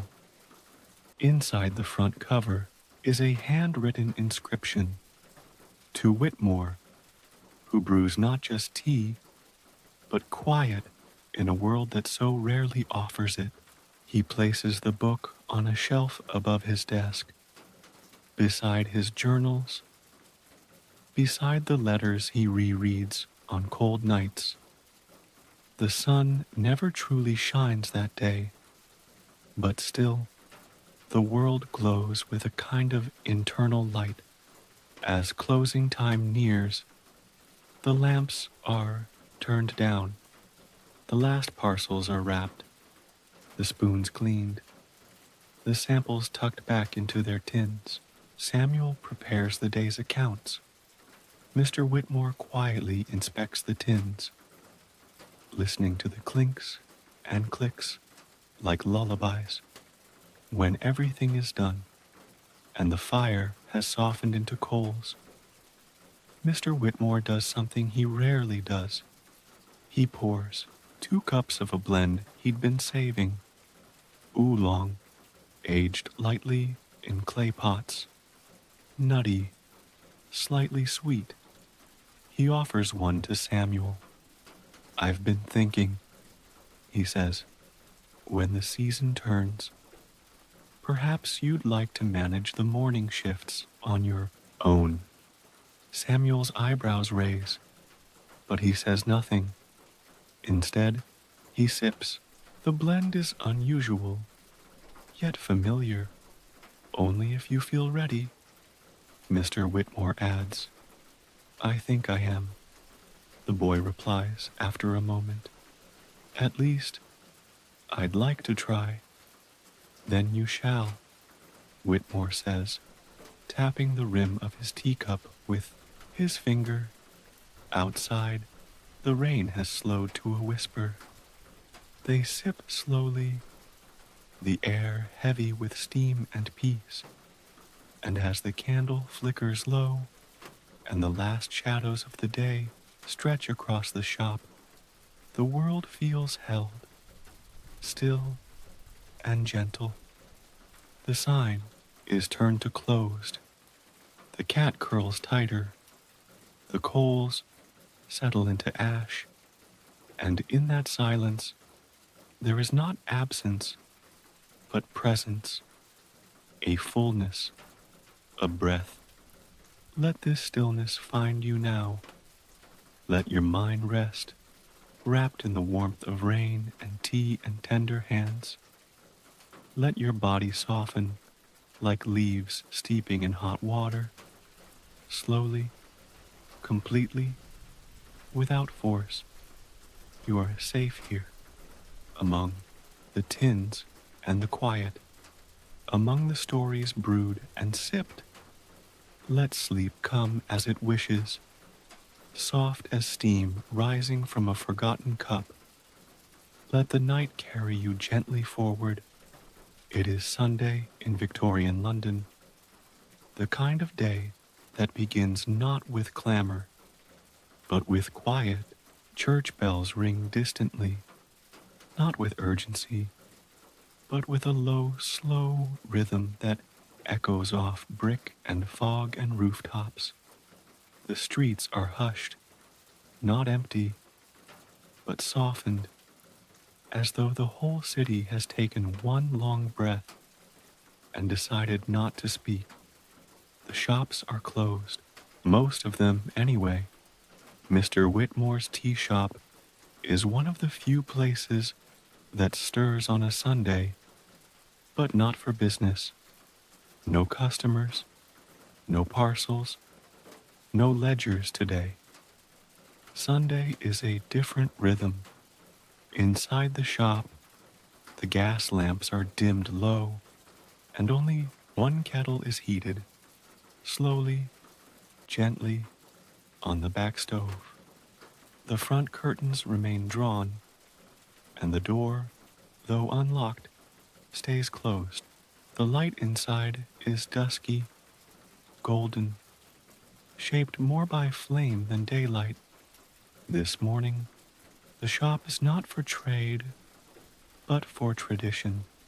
Samuel arrives just after sunrise, wearing his woolen coat and gloves. He carries under his arm a small bundle, wrapped in cloth. Inside, a loaf of bread, still warm from his mother's oven, and a tin of butter. Mr. Whitmore greets him with a soft nod and a cup already waiting, an earthy pu-er with a hint of aniseed, chosen especially for the coolness of the morning. The two sit in silence at the table in the back room. They don't speak much on Sundays. There's no need. The ritual is known, practiced. The bread is sliced, buttered while still warm. The tea is poured into ceramic mugs, not the delicate porcelain used for customers, but old, thick mugs that keep heat longer and feel heavy in the hands. Outside, the city is wrapped in low fog.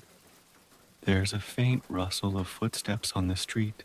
A milk cart passes, wheels creaking. In the flat above the grocer's, someone plays a slow tune on a piano, halting, deliberate, but lovely. Perhaps a child practicing a hymn, perhaps just someone remembering. Mr. Whitmore lifts his mug and takes a sip, then leans back in his chair. "Do you ever listen to the city breathe?" he asks, not loudly, and not to be answered. Samuel smiles faintly, chewing his bread, and nods. After breakfast, the two begin their Sunday task. Not commerce, not blending, not packaging, cataloging. This is the day reserved for the deep, quiet work, examining rare leaves, reviewing letters from overseas, and writing in the long red book that only comes out once a week. The red book is different from the daily ledgers. This one is bound in leather, its spine worn, its pages thick and heavy with handwritten notes, sketches, stamps, and pressed leaves. It is the memory of the shop, the living record. It holds recipes, both classic and experimental, but it also holds moments. A page where a new customer's blend is recorded alongside a note, requested after her husband's passing, smelled of bergamot. She smiled for the first time in weeks. Another page contains a pressed tea blossom from China, sent in a letter long ago with no return address. The note that came with it simply said, "This opened slowly. Thought of you." Mr. Whitmore gently turns the pages, occasionally running his hand along the writing as if remembering the moment not just with his eyes, but with touch. Samuel has been given permission to write in the book now, only on Sundays, only with care. Today, he sketches the curled shape of a new oolong they sampled during the week, labeling the leaf cut, and noting the flavor, he writes slowly, carefully, as Mr. Whitmore watches from across the table with quiet approval. At mid-morning, the door creaks open, not from a customer, but from Mrs. Pembroke, an elderly woman who lives in the flat above the butcher's shop 2 doors down. She does not knock.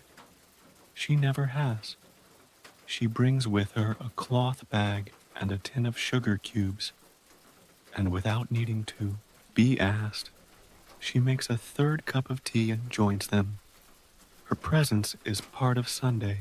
She drinks her tea with 2 cubes, no milk, and talks about her late husband's habit of drinking lapsang by the fire, claiming it reminded him of a wood-burning train car. Samuel listens. Mr. Whitmore chuckles. The fire crackles. The clock ticks gently on the wall. The shop does not feel like a business on Sundays. It feels like a hearth, a place out of time. When Mrs. Pembroke leaves, she takes a small sachet of her favorite tea, white jasmine, and tucks it into her coat pocket. She never pays for it. She once tried, and Mr. Whitmore politely returned her coin with a look that said, "Never again." After she departs, Samuel helps clean the shelves. Today's task is the tall ladder shelf near the back, where the rarest blends live in glass jars with faded labels and wax seals. Some of the teas are no longer in circulation. Some are gifts from traveling friends. Some are blends that Mr. Whitmore created once and never made again. Too delicate, too personal, too strange to replicate. Each jar is dusted carefully, the labels re-inked if needed.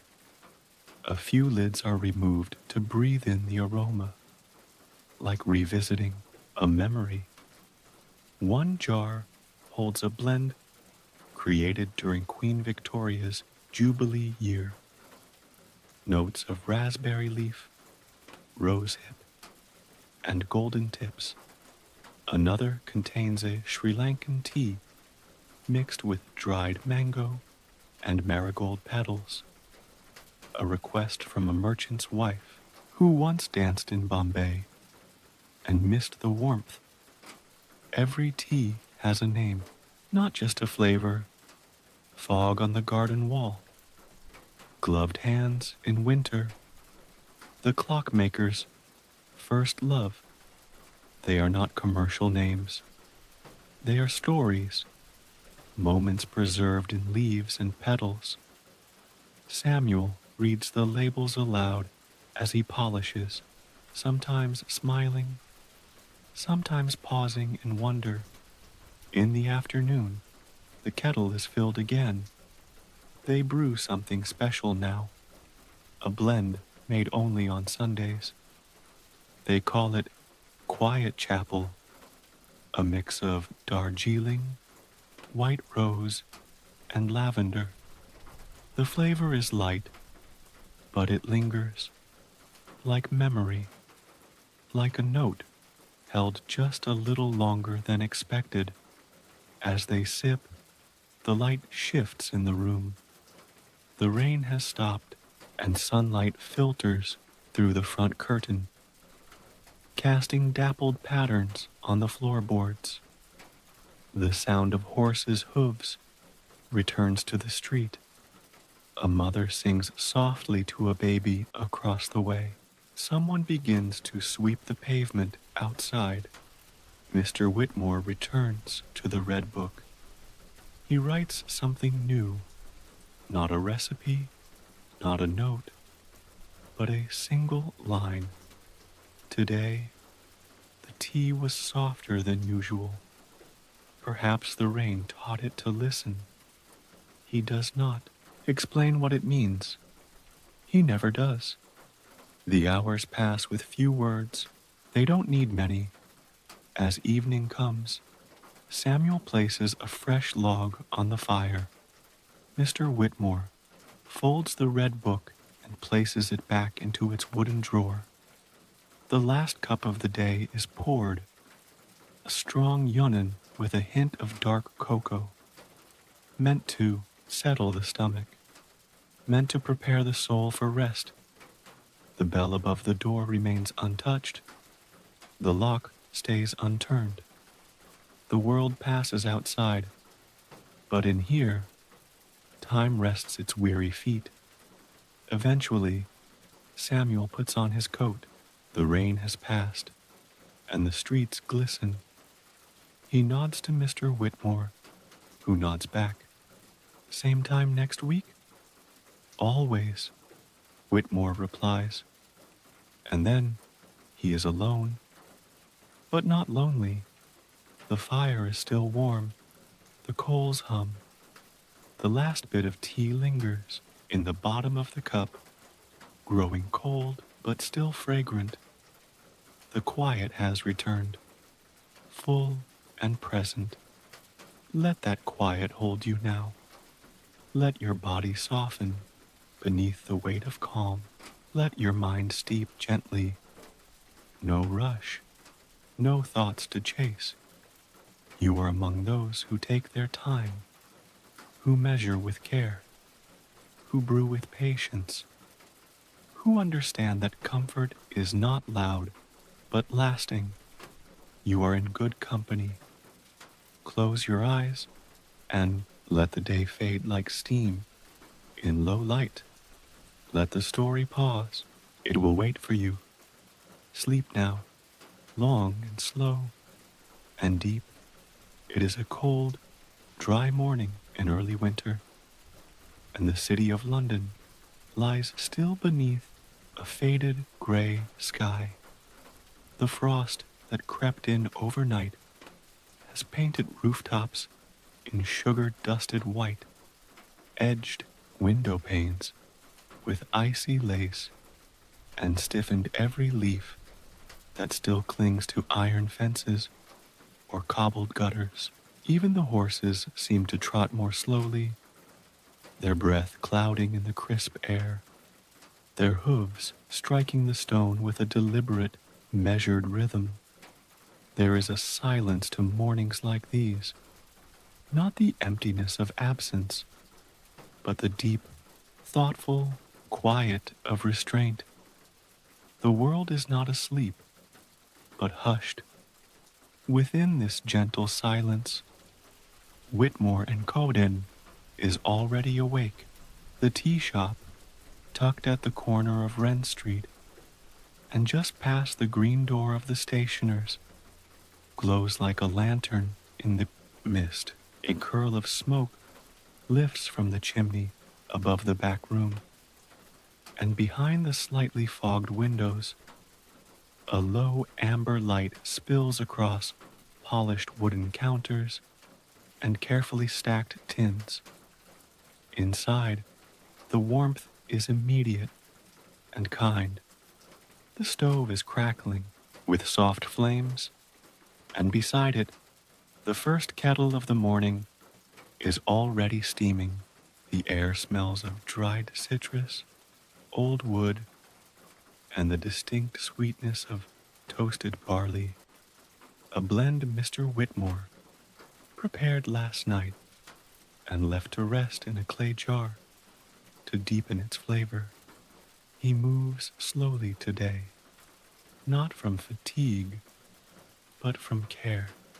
There is something about winter that makes him slower on purpose. It invites pause, reflection, and a kind of quiet that can't be summoned in summer's bustle or spring's bright stirrings.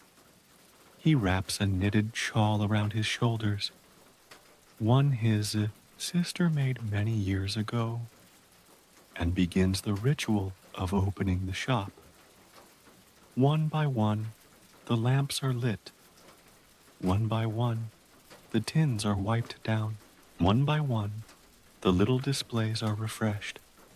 Today's featured shelf includes teas meant for cold hands and long evenings, a ginger and licorice root blend, an aged pu'er with nutmeg, and something Mr. Whitmore calls firelight, a dark black tea infused with red peppercorn and cloves.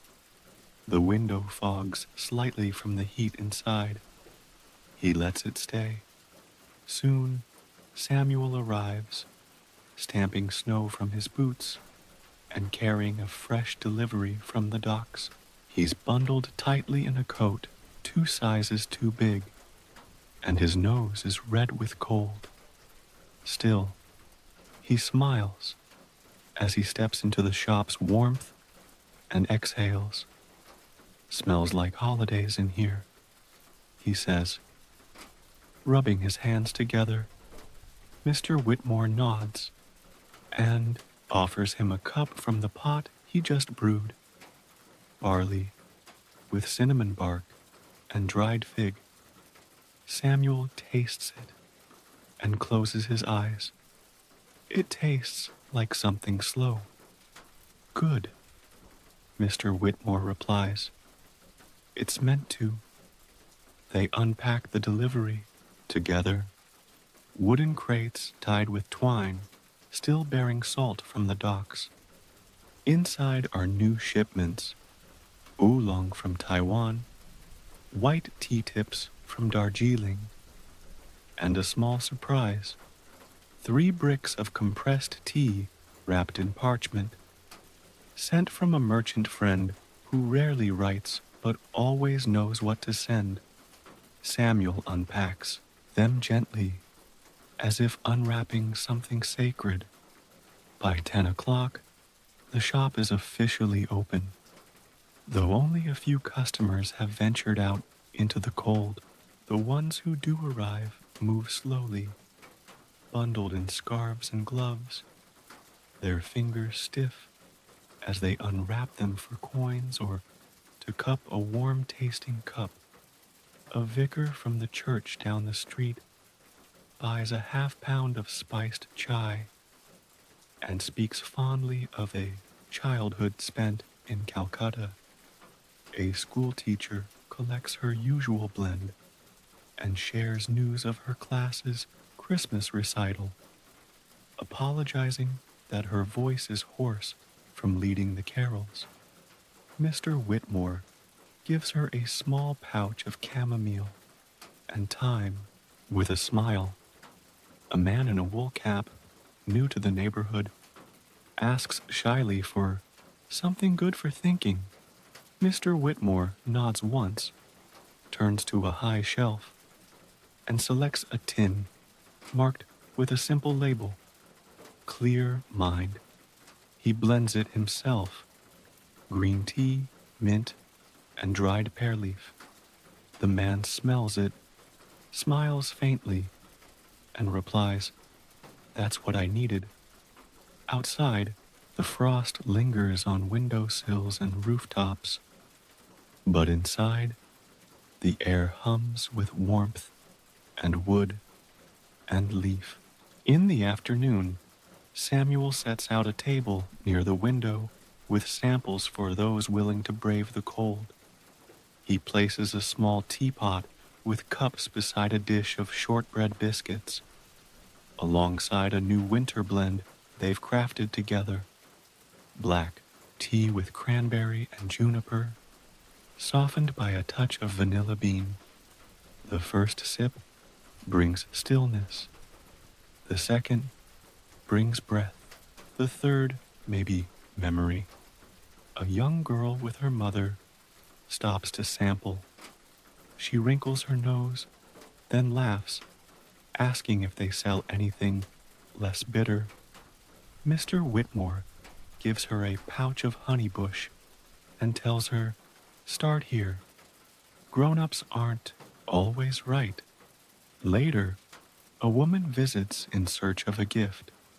She doesn't say who it's for, only that they used to love rainy mornings and strong tea. Mr. Whitmore selects a dark Keeman with a hint of toasted rice. She holds the tin in both hands and doesn't speak for a moment. Perfect, she whispers, and then the shop quiets again. Samuel tends the fire, adjusting the logs. Mr. Whitmore pours a cup for himself and leans on the counter, watching the snow outside begin to fall. Not in flurries, but in slow, fat flakes that drift lazily through the air like down feathers. This, he says quietly, is tea weather. They both sip and say nothing more. By early evening, the last customers have gone. Ash, the gray cat who never truly leaves, curls in his usual spot behind the stove, his tail wrapped around his nose, his breath slow and even. Samuel begins his closing duties, sweeping, refilling tins, polishing the brass bell by the door. Mr. Whitmore writes in his red book.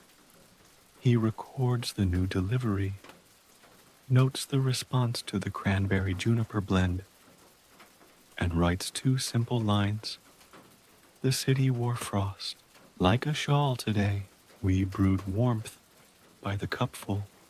The day's ledger is balanced, the lights dimmed, and the shop settles into stillness once more. But before Samuel leaves, Mr. Whitmore opens a drawer and pulls out 2 wrapped bundles, each no bigger than a bar of soap. Something new, he says. Pressings from Nepal. Take one home. Steep it slow. Samuel nods, slips it into his coat pocket, and thanks him. I'll write down what I taste. I'd like that, Whitmore says. And then he is alone again. But again, not lonely.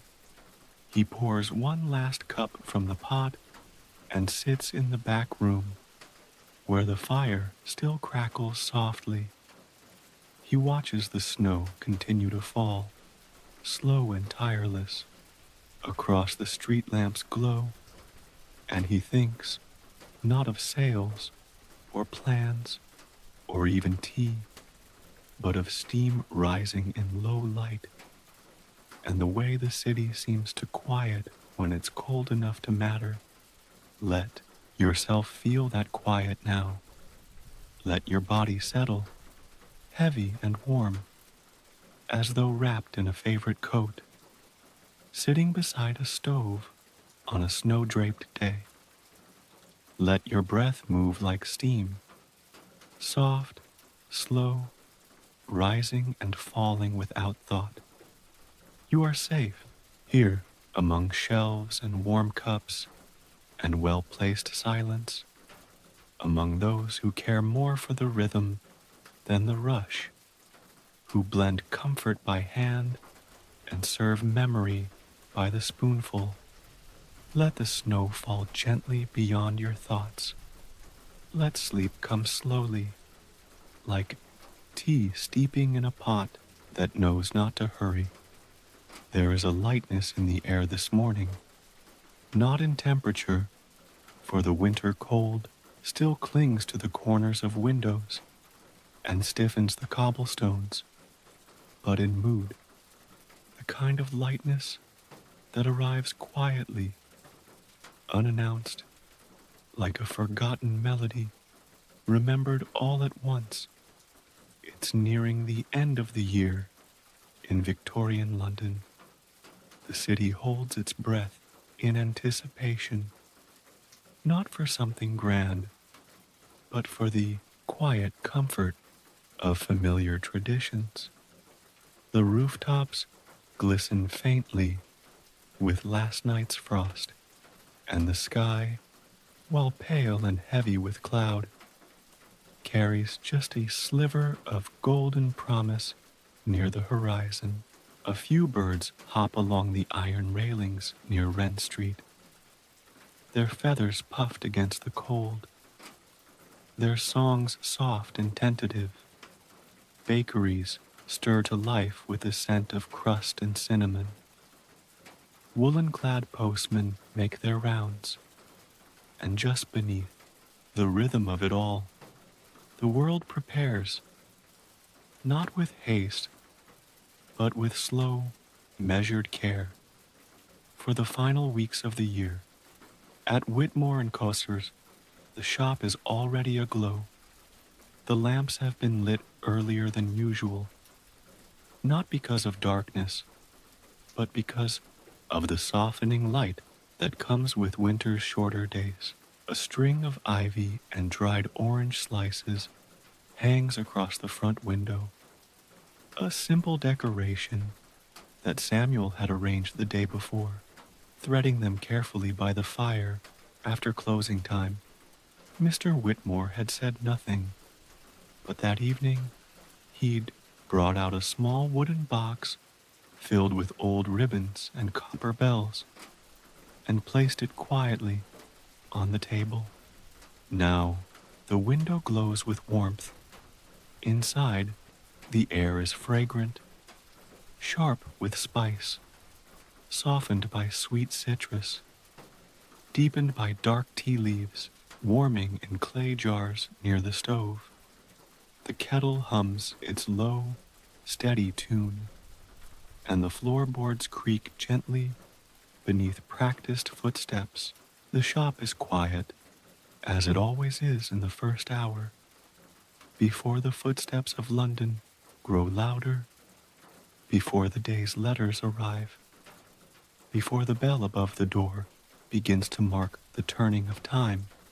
Mr. Whitmore stands behind the counter, notebook open, pen resting lightly between his fingers. He's reviewing the holiday orders, a list of names and familiar preferences, carefully penned with notes in the margins. Mrs. Elwood prefers nutty, not floral. Mr. Bennet's eldest daughter returned from Paris. Gift tin of white tea. Extra sachets for the Thompson twins. Still arguing over whose cup steeps longer. These aren't just customers. Their lives remembered. Friendships steeped slowly over years. Poured out gently across counter conversations and passing smiles. Samuel enters a few moments later, balancing a small wooden crate in gloved hands. The scones arrived, he announces. From the widow across Briar Lane. She tucked in a note, said they're just right for sharing with those who've remembered her. Mr. Whitmore nods and clears space beside the kettle.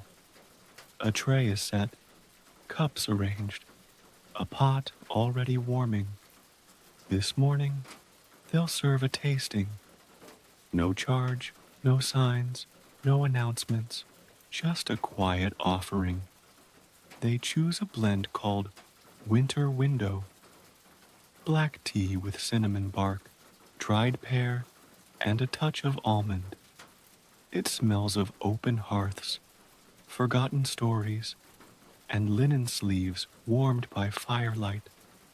By 10 o'clock, the first guests begin to arrive. Some are regulars who know to expect these quiet offerings in the days before Christmas.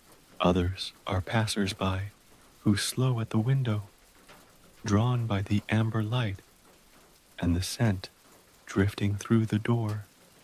A young boy with frost on his cap accepts a cup from Samuel and stands by the stove, drinking slowly, eyes wide, as he watches Ash, the shop cat, stir in his sleep. A tailor's apprentice drops in between fittings, seeking something bold, not bitter, for his mentor, who has just turned 72. Mr. Whitmore hands him a tin labeled Fireside Stitches and offers a cup for himself as well. A pair of sisters, nearly identical, with snow-dusted cloaks, buy a tin for their aging aunt and then stay for another round of scones, their laughter barely louder than the kettle. The air hums softly with presence, not noise, not chatter, but presence, a kind of shared stillness, the kind where stories don't need to be told to be understood, where eyes meet, hands warm around cups, and hearts feel just a little safer. At midday, a letter arrives, postmarked from Edinburgh. It's from a former apprentice, now managing his own tea house near the harbor.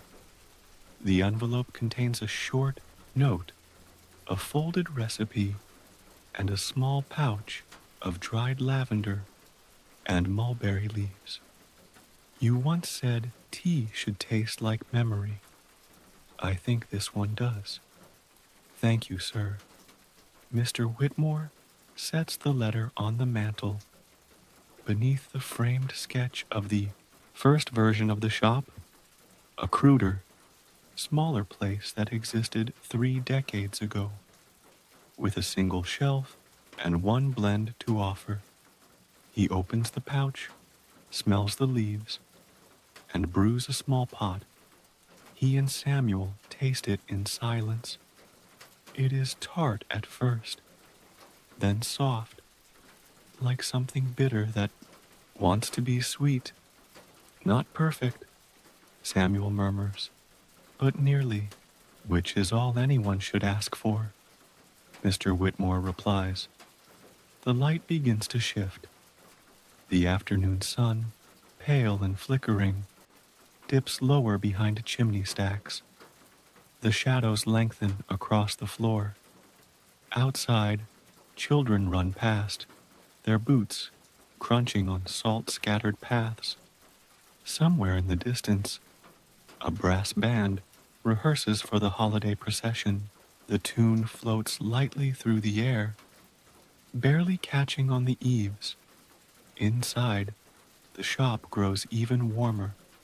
Mr. Whitmore pulls out the red book, the record kept only on days that feel worth remembering. He writes with slow strokes. The city has begun to soften, cold without cruelty, footsteps lighter, eyes brighter. The tea tastes sweeter today, not because the leaves have changed, but because the people have. Samuel places a fresh cloth on the counter, sets out a final row of tins for the evening customers, and lights the last lantern near the back wall. And then comes Mrs. Pembroke. She arrives near dusk, as she always does this time of year, holding a parcel wrapped in brown paper and tied with a green ribbon. She doesn't buy anything. She doesn't need to. She sets the parcel down. For you both, she says. Don't open it yet. Wait until the bells. Mr. Whitmore nods. Samuel bows slightly. They offer her a cup of winter window. She sits by, the stove, the cat curling at her feet. They speak of nothing important, of carols heard through windows, of the butcher's new apprentice, of whether the snow tomorrow will stick or melt by noon. But it matters, every word of it, because it's shared. As she leaves, she presses a card into Mr. Whitmore's hand. Thank you, it reads, for keeping a door open when the world gets cold. The shop closes early tonight. Just past 5, the last cup is poured. the last candle extinguished. The door is locked, and the sign flipped to closed. But before they part ways, they open the parcel. Inside is a small teapot, hand-painted with ivy and copper snowflakes. Wrapped inside it is a sachet of lemon verbena and apple skin, a blend, Mrs. Pembroke once said, reminded her of her husband's laugh. They brew it immediately. It smells like laughter, like fireplaces, like home. Mr. Whitmore doesn't say much, but his eyes soften, his shoulders ease. He adds a line to the red book. It is not the tea, but the reason we drink it. Outside, the city darkens. Inside, warmth lingers. Let that warmth wrap around you now. Let your breath move like the rise of kettle steam. Let your thoughts settle like leaves in still water. Let yourself drift, not away from the world, but deeper into it, into its quiet places, its gentle hands, its simple kindnesses. Sleep, like a well-steeped brew, does not need to be rushed. Let it come in its own time. You are already halfway there. It is the final week before Christmas, and the rhythm of London has changed. The streets are livelier now, but not frantic.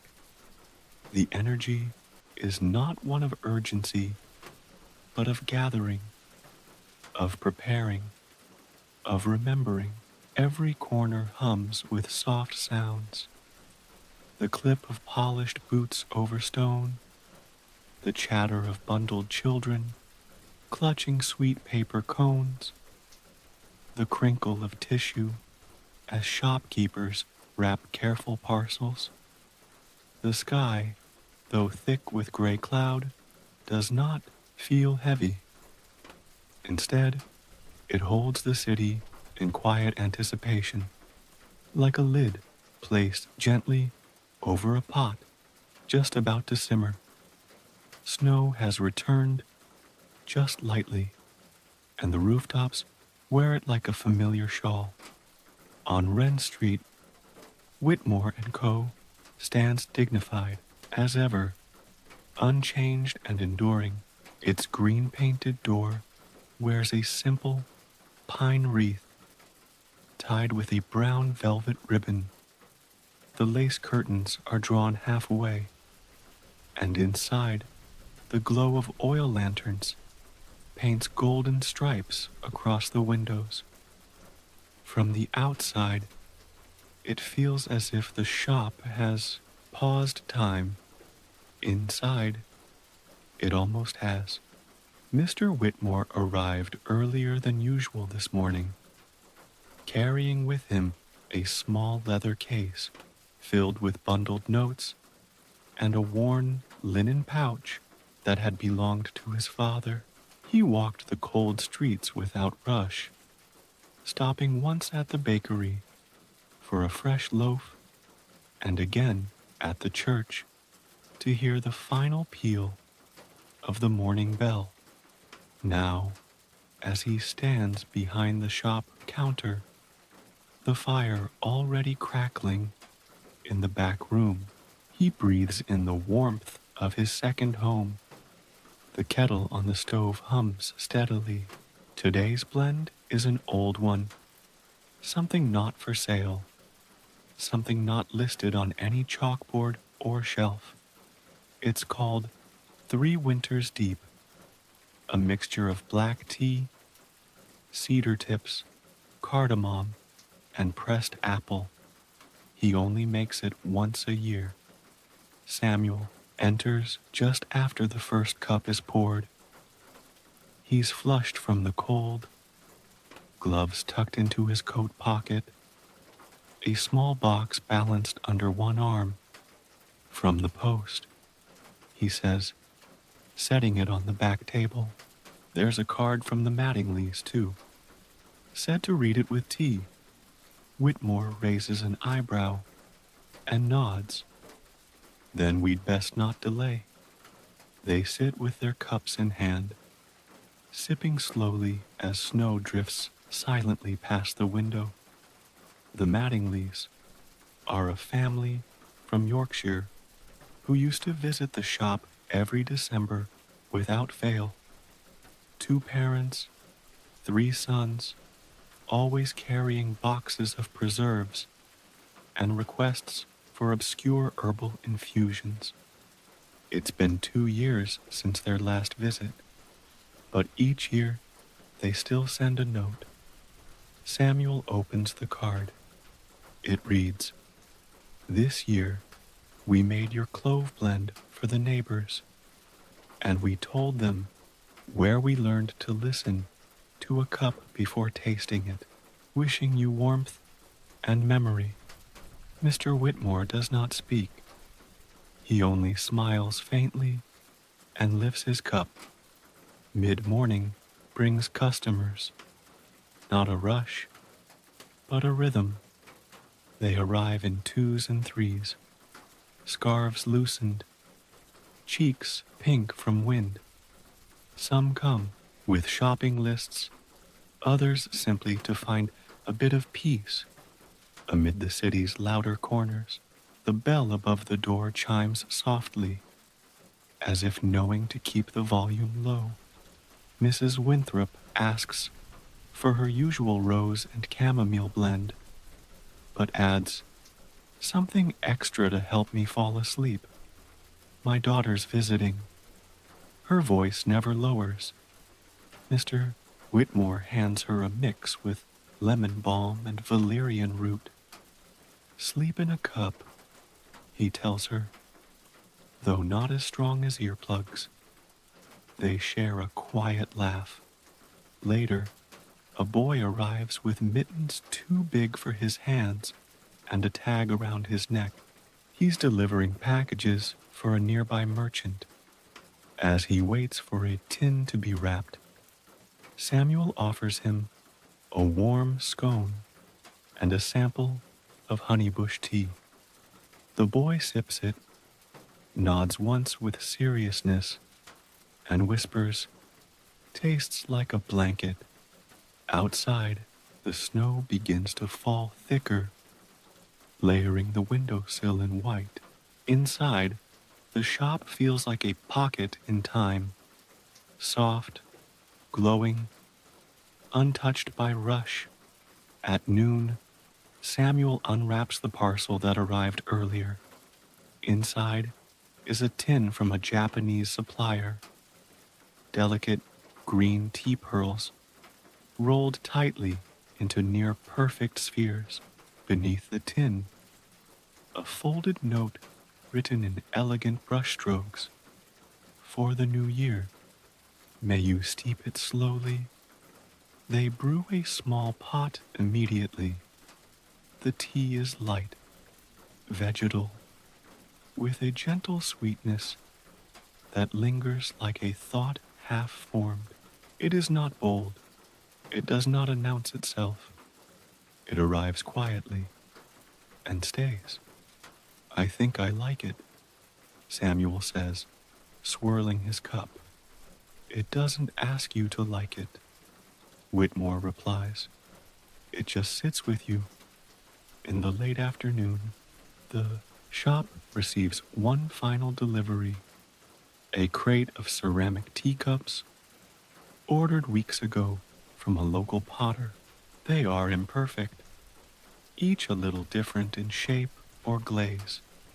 Some lean ever so slightly, some hold more than others, but each feels right in the hand. Mr. Whitmore unwraps one and runs his finger along the rim. "We'll use these for our last week," he says. Samuel unpacks the rest, arranging them on the middle shelf beside the tins. He places a small card above them, "For those who drink with both hands." Evening arrives without fanfare. The sun never truly showed itself today, and so dusk comes gently, as though turning down a dimmer. The lanterns glow brighter by contrast, and the fire in the back room now pops occasionally with softened logs.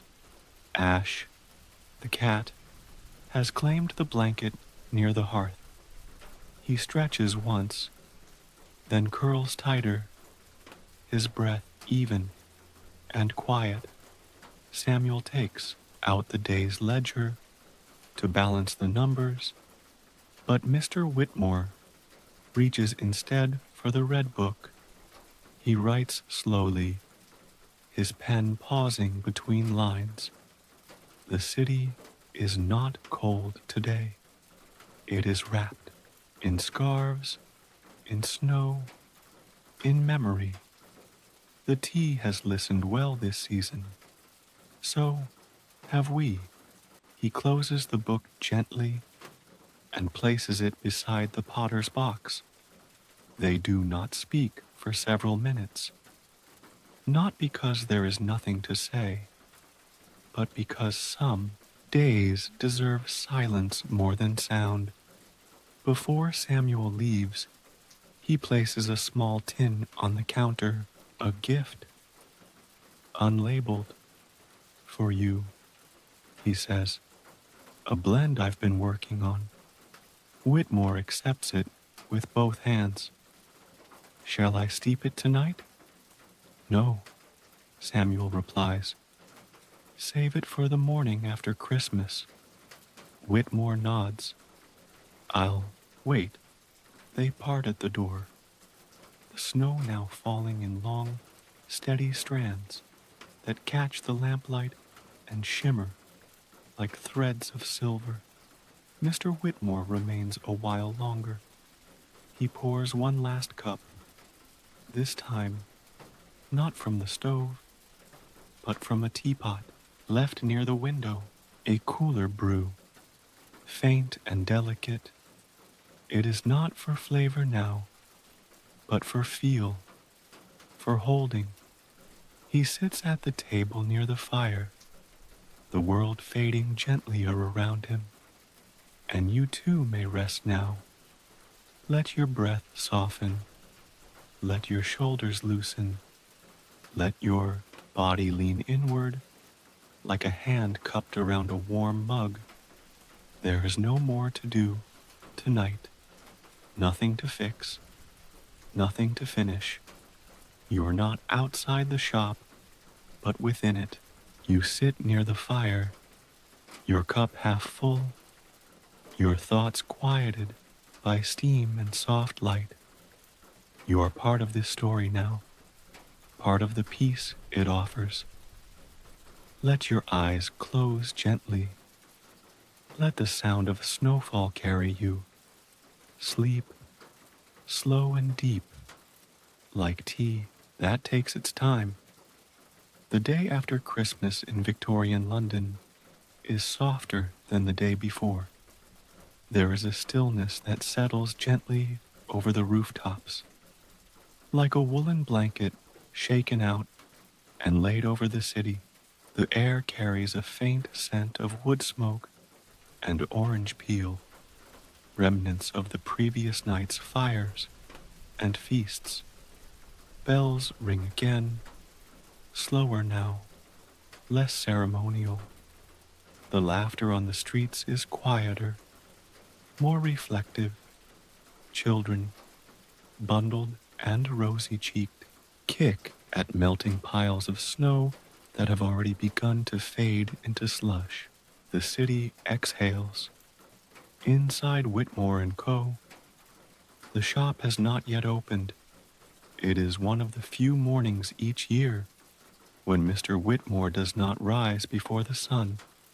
Instead, the day begins a little later, with fewer rituals and no rush. The lamps remain unlit for now. The shutters stay drawn.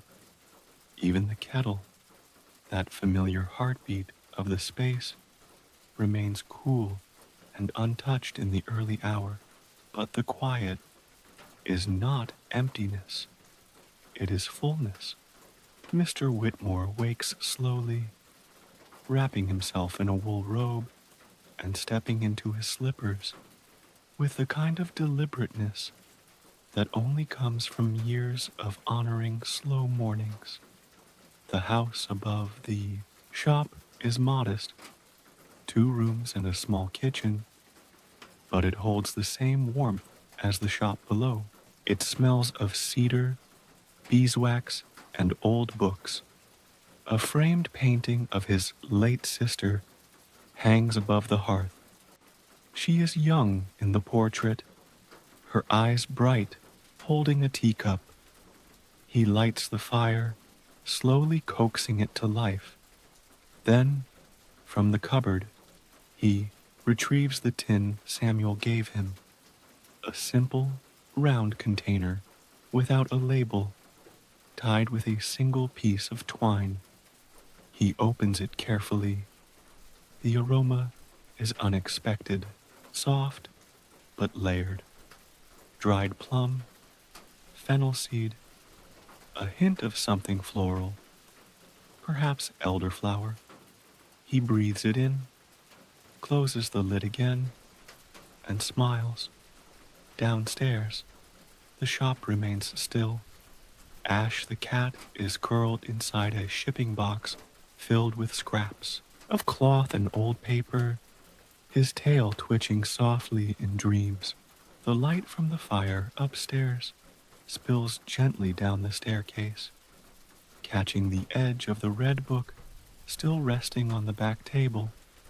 After breakfast, a small bowl of oats and a slice of yesterday's currant loaf, Mr. Whitmore descends the stairs. There is no plan today, no orders to fulfill, no crates to unpack, only the quiet after and the warmth that lingers.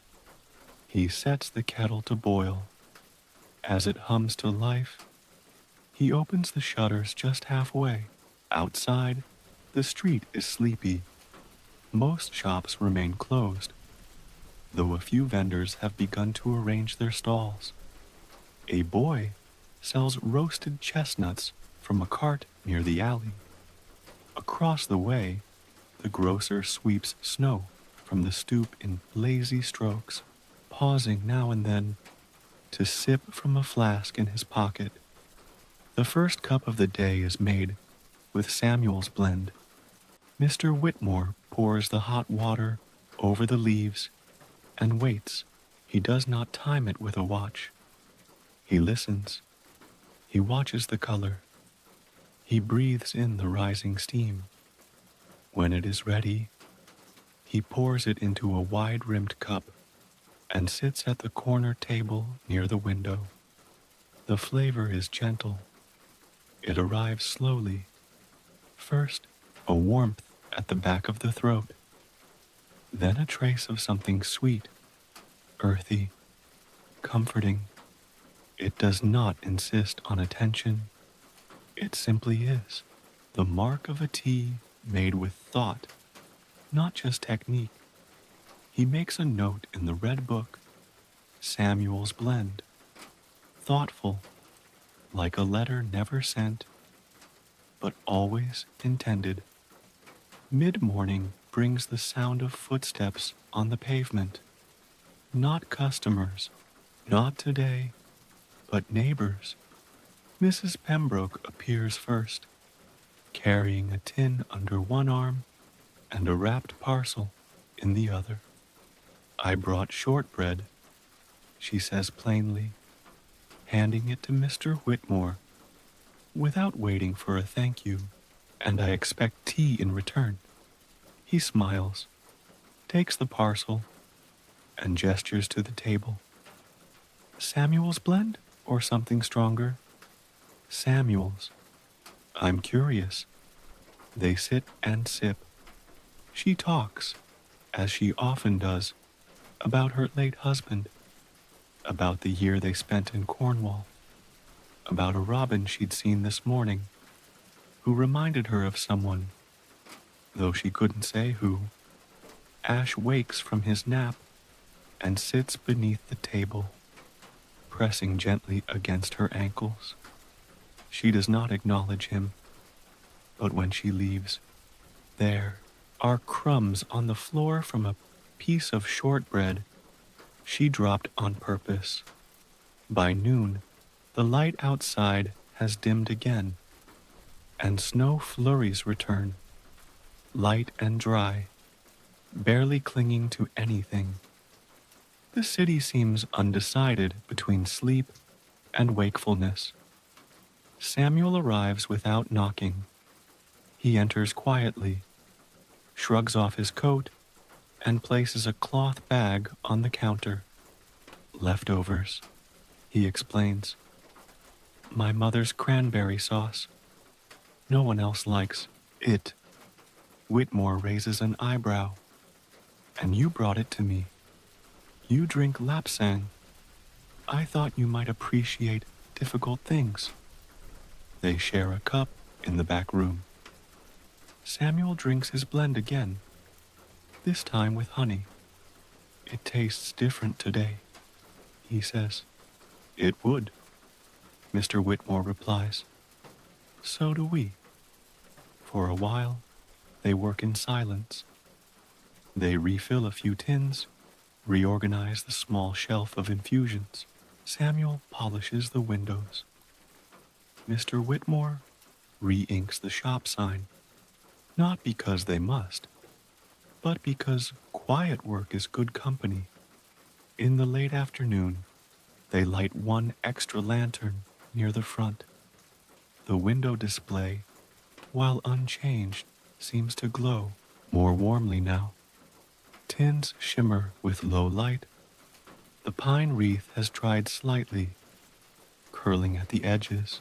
A single red ribbon now rests beside the ceramic teapots, left behind by a little girl who'd visited the week before and insisted on tying it so the tea would feel festive. Mr. Whitmore does not remove it. As dusk sets in, a soft knock sounds at the door. They're not open today, but Mr. Whitmore walks to the door anyway and opens it halfway. It is a young man, barely more than 20, holding a letter. I'm sorry, he says, breath misting in the air. This was delivered to our shop by mistake. Your name's on it. He hands it over and leaves without waiting for thanks. Mr. Whitmore closes the door and inspects the envelope. The handwriting is familiar, round, looping, feminine. He opens it slowly. Inside is a note, a simple one, from the daughter of an old friend who passed the year before. I've found your blend in his cupboard. I've made it every day since. I thought you should know it brought him peace. It brings me peace, too. He places the letter beside the red book, but does not write yet. Instead, he pours one more cup of Samuel's blend. The flavor is even gentler now, the edges softened by time and temperature. He leans back in the chair, closes his eyes. Outside, the snow has begun to collect again, on rails, on ledges, on the shoulders of statues that line the square.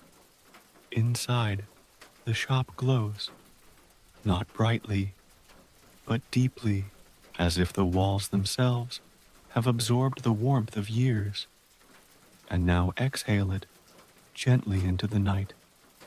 Samuel finishes his tea and stretches. I might go early, he says. Mr. Whitmore nods. Of course. But as Samuel gathers his things, Whitmore adds, the blend.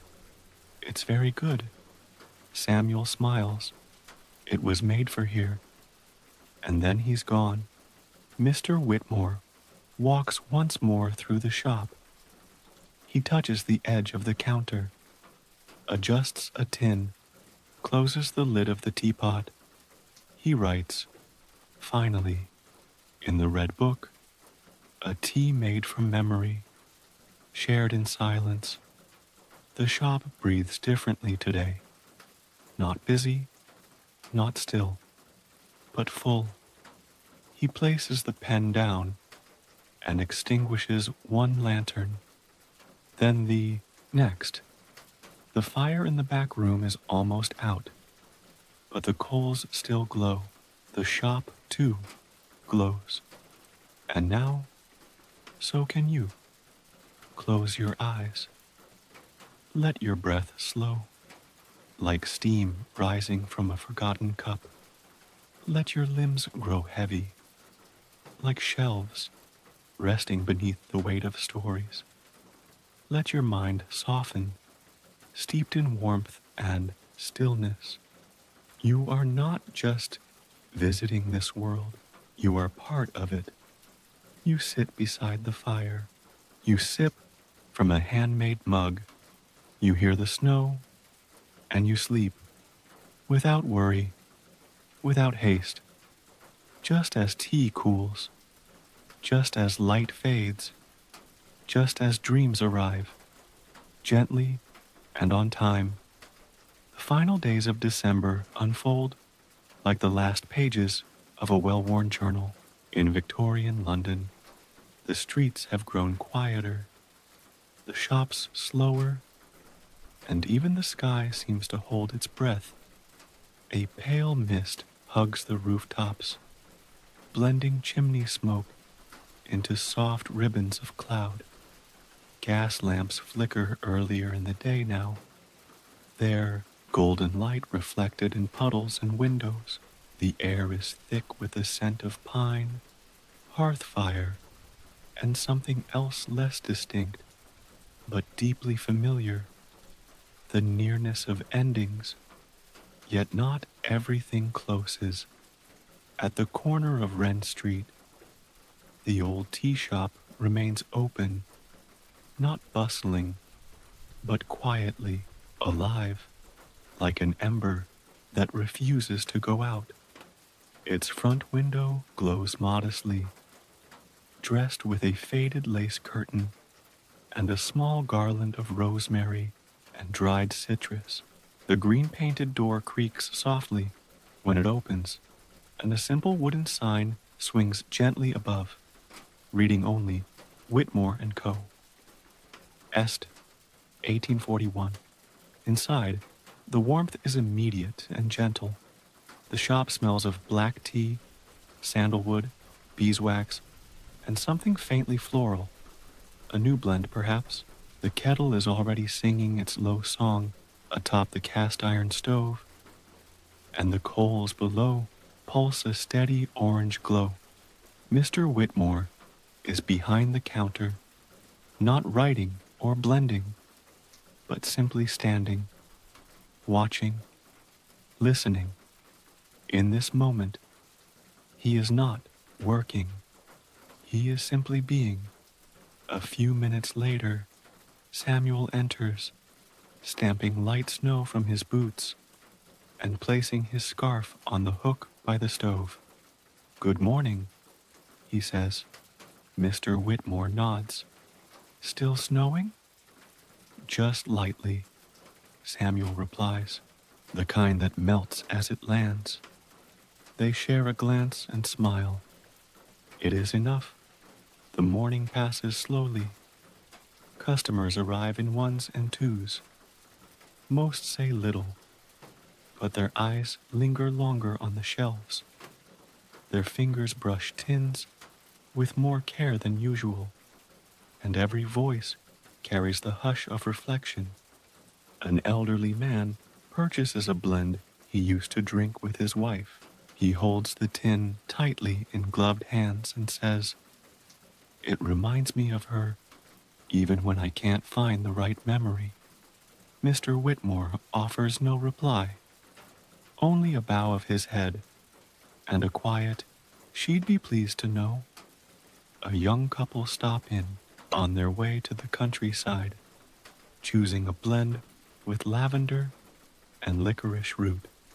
Something calming, the woman says. This year, it was all so fast.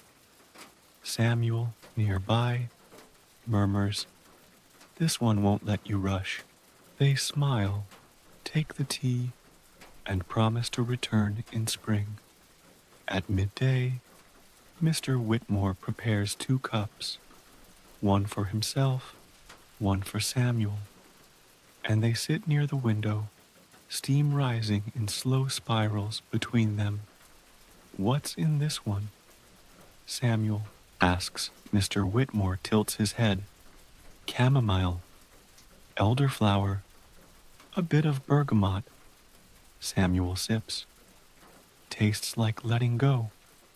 "Good," Whitmore replies. Outside, snow begins again. Larger flakes now, drifting gently. The street noises soften even more. The world wrapped in a white hush. Inside the shop, the shelves stand like sentinels, each tin aligned, each label facing forward, each space filled with intention, not for perfection, but for care. Every part of the shop has been touched by human hands. The worn floorboards, the uneven counters, the lamp that leans slightly to the left, but still glows reliably. Around 2 o'clock, Mrs. Pembroke visits. She doesn't speak right away. Instead, she places a small, square box on the counter, then sits near the fire. "It's the last of my Christmas cake," she says. "Too rich for me. You two can finish it off." Samuel slices it carefully, dense with raisins and spice, topped with a thin layer of hardened icing, and places it on a saucer. He brews a dark Ceylon to go with it. They eat in near silence. One point, Mrs. Pembroke looks toward the window and says, "You can hear the snow today." Neither man disagrees. After she leaves, the shop settles again. No customers for nearly an hour, just the sound of the fire, the kettle, and the occasional pop from the wood. Samuel takes out a small tin and begins writing a label in his careful script. "What will you call this one?" Whitmore asks. Samuel pauses. "I was thinking, New Light." Whitmore considers. "It's good, but maybe Quiet Start." Samuel smiles. "Better." Together, they finish the label and place the tin on the counter. It may not be purchased today. It may not be purchased at all. But it exists, and that's enough. As the day continues, a few more visitors arrive. A girl with ink-stained fingers, looking for something to keep her focused as she finishes writing a long letter. A baker's apprentice, hoping for a blend to soothe a sore throat after shouting orders in a crowded kitchen. A retired sailor who asks, without preface, for the strongest tea you've got, then admits, quietly, "Because I'm trying not to drink rum anymore." Each customer leaves not just with tea, but with a story left behind, like steam clinging to a window pane long after the kettle's gone quiet. Evening comes gently. The lanterns are lit, the display by the front door adjusted just so. A few more flakes fall outside, catching in the gaslight, spinning down like whispered notes in a fading song. Samuel begins to clean the counters. Mr. Whitmore removes the red book from its drawer and sits down to write. The entry is long today, not rushed, but full. Today felt like the final line of a poem, not an ending, but a rest. The customers did not speak of plans. They asked instead for stillness, for gentler things, for teas that slow the pulse. And so we brewed, we poured, we listened. The snow spoke louder than we did, and we understood every word. He places the pen down. Samuel finishes sweeping. Ash stretches on the window sill, watching the world dim. As they prepare to close, Mr. Whitmore pours one final cup just for himself. He does not rush it. He does not dress it with honey or milk. He drinks it plain, the way he does at the end of every meaningful day. Before they extinguish the lanterns, Mr. Whitmore places a small sign on the counter. It reads, "We will open again in the new year. Until then, take care of your cups, your hands, and your hearts." They step outside together, the shop now glowing faintly behind them. The snow falls steadily now. The street is quiet. The lamps flicker, but do not go out. As Samuel walks away, he turns once and says, "Thank you for this year." Mr. Whitmore doesn't reply with words. He simply places a hand over his heart, then turns back toward the shop. The bell does not ring as he locks the door. It knows the hour has passed, and now, so do you. Let this year settle in you like tea leaves at the bottom of a well-loved cup.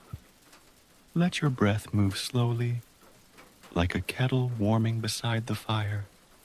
Let your thoughts cool, your hands rest, your eyes soften. There is no need to hurry into tomorrow. There is only this warmth, this silence, this soft ending, and sleep. Steady, gentle sleep, as the tea merchants rest, as the kettles cool, as the fire glows, just a little longer. A new year begins, not with fireworks, nor trumpets, nor loud declarations. In Victorian London, the transition into January is more subtle than celebratory. There are no horns sounding down Wren Street, no elaborate fanfare in the air, only the quiet press of frost along rooftops, the still breath of morning fog, and a softness that folds the city in, like linen sheets drawn over the shoulders of a sleeping child. The first Monday of the new year dawns gently. Shops remain closed, save for the occasional baker or newsagent. Chimneys sigh thin wisps of smoke into a pale sky, and streets lie hushed under a glaze of ice that glistens beneath the slow, steady spread of dawnlight. But even in this slowness, even in the gentle pause that the world seems to take between endings and beginnings, Whitmore and Co. stirs. The tea shop opens, not early, not late, but exactly when it feels right. Just past 8, the bell above the green-painted door chimes its soft, familiar note. The lamps are already glowing within, and the faint perfume of clove, cinnamon, and roasted barley leaf spills into the chilled morning air. Inside, Mr. Whitmore stands behind the counter, unhurried and at ease. He is dressed in his usual wool, waistcoat, and shawl-collared cardigan, a cup of steaming pu'er nestled between his palms. There is no cue, no rush, only the comfort of routine returning, like an old friend slipping in through the back gate. He places a hand on the countertop and sighs, not with weariness, but with a kind of peace. The red book lies open beside him, its spine creased, and its pages softly curling at the corners. An entry already fills today's space. First light, the frost whispered against the glass, not as a warning, but as a welcome. We begin again, not with ambition, but with breath. He caps the pen, slides the book gently aside, and begins the quiet work of starting the year. Samuel arrives a few minutes later, cheeks pink, boots damp at the soles. He's wearing a thick scarf, knitted in a patchwork of colors, clearly the work of a loving relative. I brought something, he says, stepping inside and pulling a small tin from his satchel, left over from the solstice fair, a blend I made for the market: chamomile, dried rose hips, and orange peel. Mr. Whitmore lifts the lid and inhales. He smiles faintly. It smells like the inside of a winter coat. Exactly what I intended. Samuel replies. They brew a pot together and sip it while sitting in the two chairs near the back wall. The fire hasn't quite caught yet, so they sit wrapped in the lingering cool of the morning, mugs cupped close to their chests. The first customer of the year arrives just after 9, a teacher from the girls' school, 2 streets over. She requests a restock of her usual blend, Darjeeling and Calendula, and asks whether the soothing mix with lemon balm is still available. Of course, Mr. Whitmore replies. She lingers for a moment longer, then says, I like that nothing ever feels different here, even when everything else does. Mr. Whitmore does not reply, but he bows his head and wraps her parcel with a ribbon she hadn't asked for. As the morning deepens, so too does the shop's rhythm. A thin sheet of paper is pinned to the corkboard near the till, a quiet announcement that says simply, this week's blends: stillness, black tea, thyme, cinnamon, gentle morn, green tea, lemongrass, rose, memory root, rooibos, licorice, nutmeg. Below, in Samuel's careful handwriting, ask if you'd like to taste one. We'll steep it slow. Customers trickle in throughout the day. A nurse on her way to the hospital. A baker with a bandaged thumb who asks for something to help her sleep without dreams. A child with a coin clutched tightly in her mitten, wanting just a little tea from my mom's favorite cup. Each visitor is treated with the same quiet reverence, the same slow attention to detail. The scales are balanced, the tins are lifted gently. The paper is folded, not with haste, but with care. At midday, Samuel begins rearranging the central shelf. He selects teas that suit the new season, not harsh, but awakening. Blends that speak of thawing soil, the edge of spring, and the slow return of light. Mr. Whitmore prepares their lunch. 2 small bowls of barley stew, left warming near the stove. They eat at the back table, not talking much, just letting the day settle around them. Outside, the street grows busier. Children pass by, dragging sticks through the slush.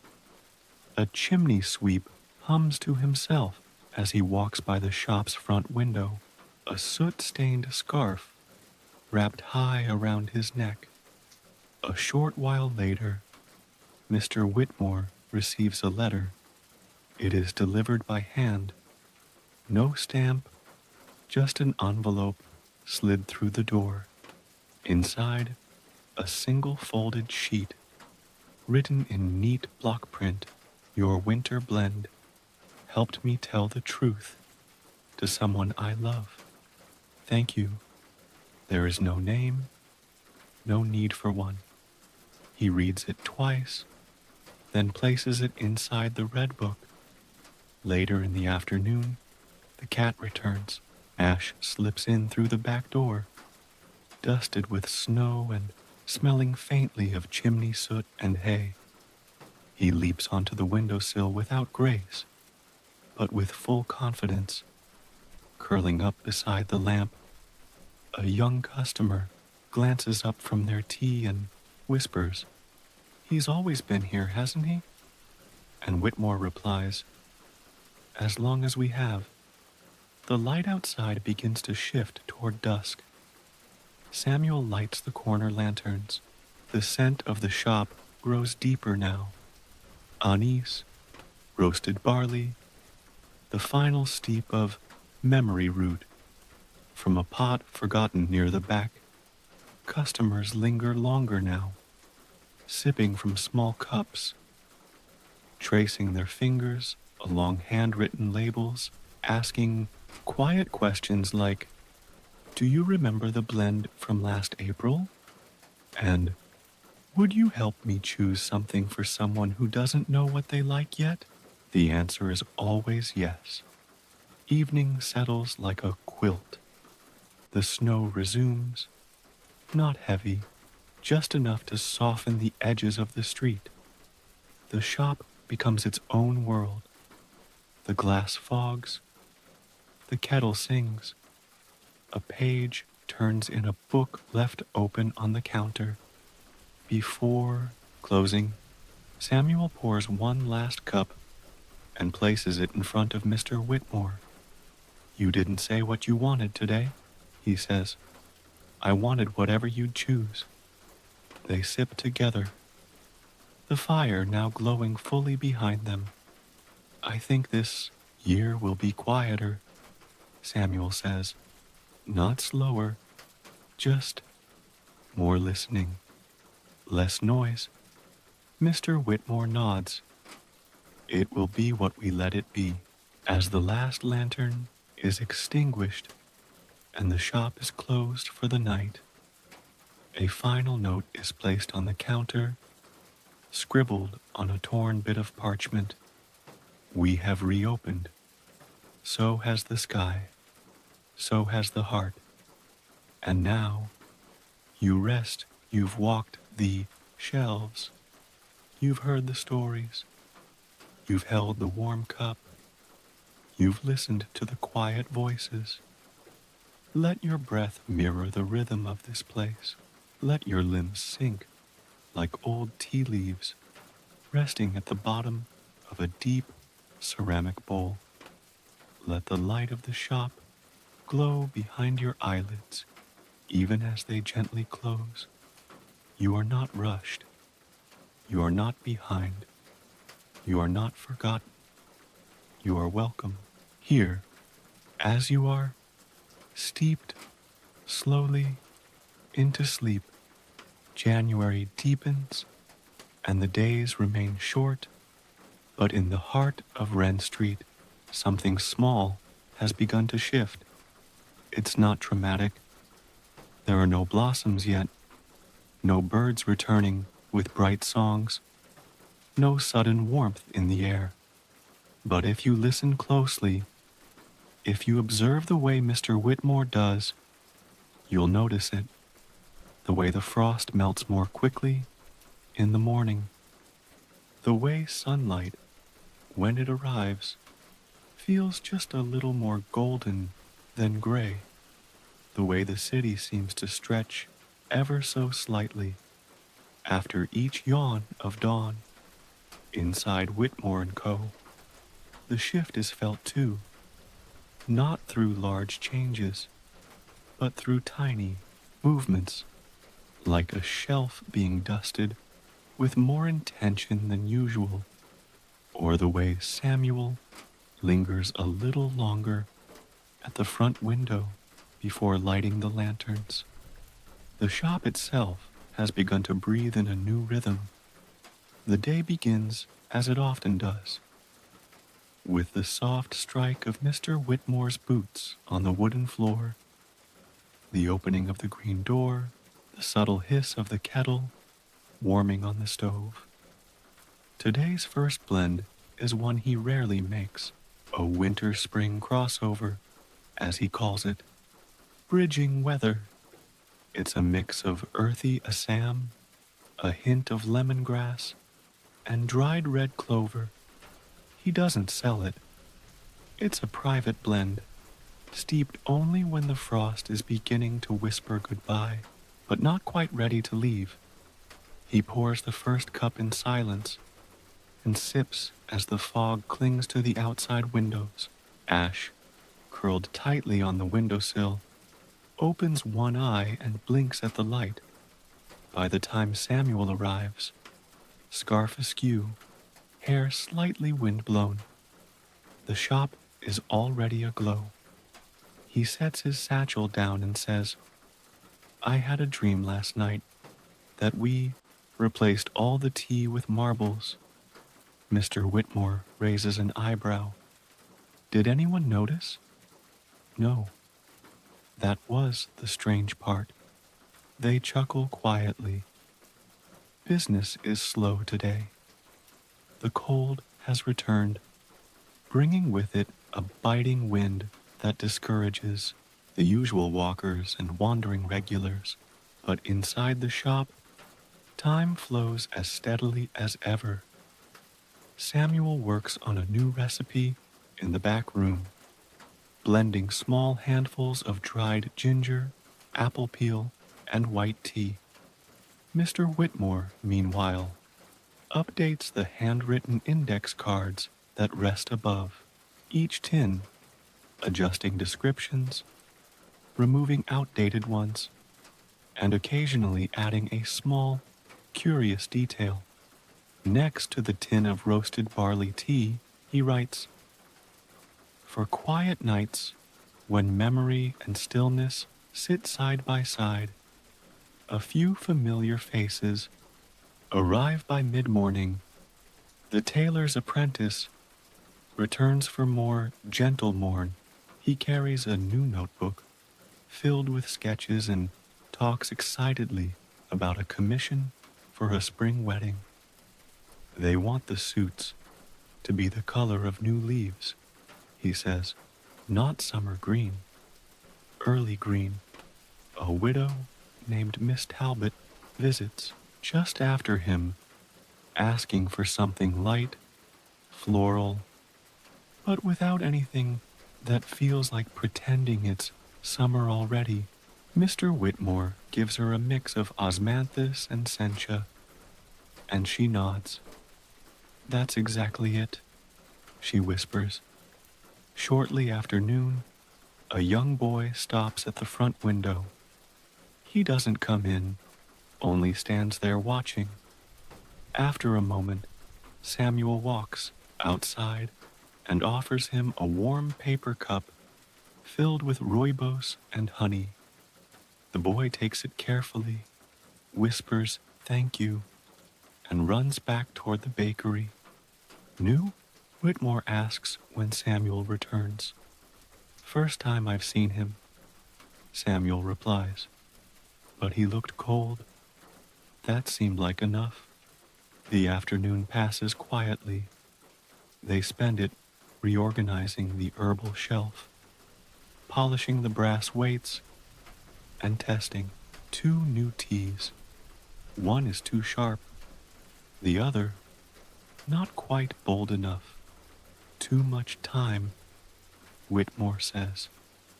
or not enough daring, Samuel replies. They write both notes down anyway. Even imperfect blends deserve memory. Around 4, Mrs. Pembroke arrives with her knitting bag and a question. What's the tea for the first step you didn't know you were taking? Mr. Whitmore thinks for a long moment. Then he walks to a back shelf and retrieves a tin labeled First Rain. She doesn't ask what's in it. She only nods and purchases 2 ounces. Outside, snowflakes begin to fall again. Not heavily, but insistently. They swirl and dance in the gaslight, catching in the folds of passing coats and hoods. Inside, the fire crackles louder now. Ash shifts in his sleep. Samuel writes in his own notebook. Ideas for new blends, sketches of tea labels, a quote he overheard from a customer that reads, I don't know what I want. I just know I'll recognize it when I taste it. As the day closes, Mr. Whitmore returns to the red book. He writes, a quiet day, but not an empty one. The kind that fills you slowly. The kind that waits to be remembered a week from now, and only then shows its full shape. They do not stay late. By 6, the last cup is poured, the shutters drawn, the cat fed.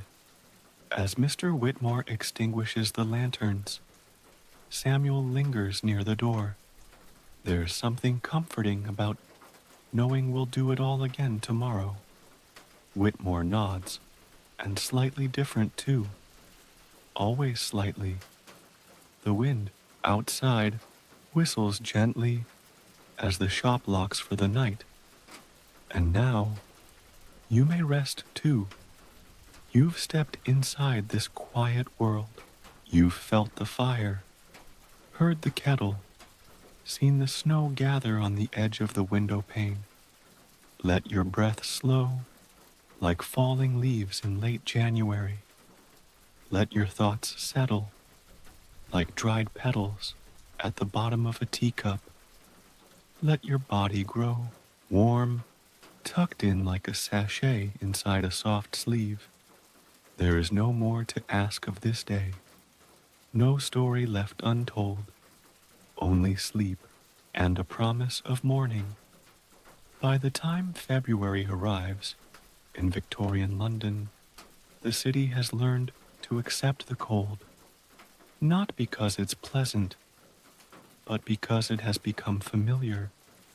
The wind still bites, the frost still settles, and yet people no longer brace against it with surprise. Instead, they move with practiced resilience, layering wool over wool, glancing at the sky with resigned tolerance, and finding comfort in smaller things. The return of a favorite scarf, the ritual of warming one's hands around a cup, the quiet knowledge that somewhere beneath the hard ground, spring is quietly preparing itself. On Wren Street, the windows of Whitmore & Co. glow faintly by 7. Inside, the lamps are lit with a softer flame today, and the stove has already warmed the back of the shop. The front display has changed again, slightly. A small blackboard now reads, In between days, call for in-between teas. Ask us what that means. There is no clear definition, of course, but that's the point. Mr. Whitmore stands behind the counter, arranging a new set of small sample tins, each filled with a different blend, each labeled not by ingredients, but by feeling, quiet, confidence. After the letter, the space between, he doesn't expect anyone to buy them. They're meant to start conversations. By the time Samuel arrives, coat dusted with snow and a folded newspaper under his arm, the kettle is already hissing. Today's first brew is a strong Kenyan black, blended with dried currant and clove. Mr. Whitmore pours it without a word and hands over a cup. Samuel takes one sip, then reads aloud the headline from the paper. City Council considers gaslight expansion to outer boroughs. Whitmore nods. We'll be lit from all sides soon. Samuel smirks. If only they could bottle peace the same way. Business is slow at first. The morning hours belong to restocking and reorganizing. The air inside the shop smells of linen paper, cedar wood, and something new, an experimental blend Samuel has been working on with dried sage and green tea tips. It isn't quite right yet. It tastes like a memory I haven't had, he says. Then try adding one you have, Whitmore offers. A slice of orange peel or a leaf from somewhere you miss. They tinker quietly, each in their own corner of the shop. Around 10, the bell above the door rings. Mrs. Aldridge, a schoolmistress, enters with red cheeks and a wool shawl tightly wrapped. She walks with purpose, as she always does, but today she pauses a bit longer near the shelf of sample tins. She points to one after the letter. What does it mean? She asks. Whitmore answers, it depends. Was the letter good or bad? Bit of both, she says. Then this might be the right one. He pours her a small cup. She sips, then stands by the front window without saying another word. She leaves 10 minutes later with a full tin and no receipt. The rest of the morning continues with these soft, wordless exchanges. An elderly man buys a pouch of Earl Grey, but stays for a cup of something floral, just to smell it. A girl no older than 12 stops by with a note from her aunt, requesting the one that tastes like walking slowly. Samuel hands her a packet marked Evening Path. At one point, a man enters just to say, I walked past this place for years and never stepped in, but today felt like the day. He sits with his cup of spiced oolong and reads in silence for over an hour. By early afternoon, the shop takes on the hush of a church. The kettle refills itself in a rhythm now so ingrained it doesn't interrupt conversation. The sound of water pouring, the clink of ceramic lids, the creak of the floor beneath quiet footsteps, all blend into a lullaby of daily ritual. Samuel begins sketching again. This time, a new layout for the front counter, one that leaves more space for sitting. People want to linger, he says. Maybe we should make room for them. Whitmore agrees. They move a small table to the front of the shop, closer to the window, and add 2 low-backed chairs. They place a single candle between them and a tin of listening tea. By 3, the seats are filled. First by a young couple, sharing 1 cup between them, then by an old man with thick glasses who closes his eyes with every sip. A letter arrives, hand-delivered by a boy in a threadbare cap. The envelope is thick, sealed with a wax stamp. Whitmore hasn't seen in many years. He opens it carefully. It is from a supplier in Fujian, an old friend who once visited the shop a decade ago with his son. The letter is long and detailed, handwritten in careful English. He writes of weather, of family, of the tea harvest, and then, I tell my grandson about your shop. I tell him it smells like time, not old time, living time. I hope one day he will walk in your door and know what I mean. Mr. Whitmore folds the letter and places it gently inside the red book, pressing it flat with a palm. Later, while Samuel is sweeping near the fireplace, he says, "Do you ever wonder how long we'll do this?" Whitmore doesn't look up from the kettle. Do what? This. Pouring, blending, remembering. Whitmore pauses. Then, as long as it's needed, which is not the same as long as it's wanted. Samuel nods slowly. He understands. The shop closes a little earlier today. The snow is falling heavier now, and the gas lamps outside flicker behind veils of white. As they clean up, Whitmore adds a new tin to the shelf. It has no name, just a small card. For days, when you can't say what you're feeling, Samuel lights one last candle before they go. They don't speak as they walk out together, locking the door behind them. They simply listen to the wind, to the snow, to the sound of their own boots on stone.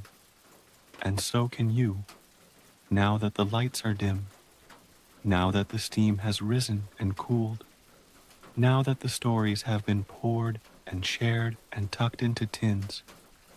Let your body soften, your thoughts grow quieter, let your breath settle like snow falling on tea leaves. You are not far from this place. You are within it, among the notes passed between hands, among the words left unsaid but understood, among the stillness. Sleep now, slowly, fully, like a sip. That doesn't need to end. February drifts toward its end without drama. No sudden thaw, no early blossoms, just the continued hush of winter's steady hand. In Victorian London, the days remain pale and narrow. The light arrives late, lingers for a few hours, and then retreats without apology. The frost still forms on windows each morning, delicate as lace, vanishing only when the stove has been stoked long enough to remind the glass of its warmth. Yet within Whitmore & Co., a quiet momentum has begun to build. Not urgency, never that, but a deep, unseen shift, as though the very wood of the shelves and the weave of the curtains are beginning to lean gently toward spring. The shop seems to breathe a little deeper. The teas feel warmer in the cup, and even Ash the cat has started spending less time curled behind the stove and more time watching birds twitch in the branches beyond the window. The morning opens in usual rhythm.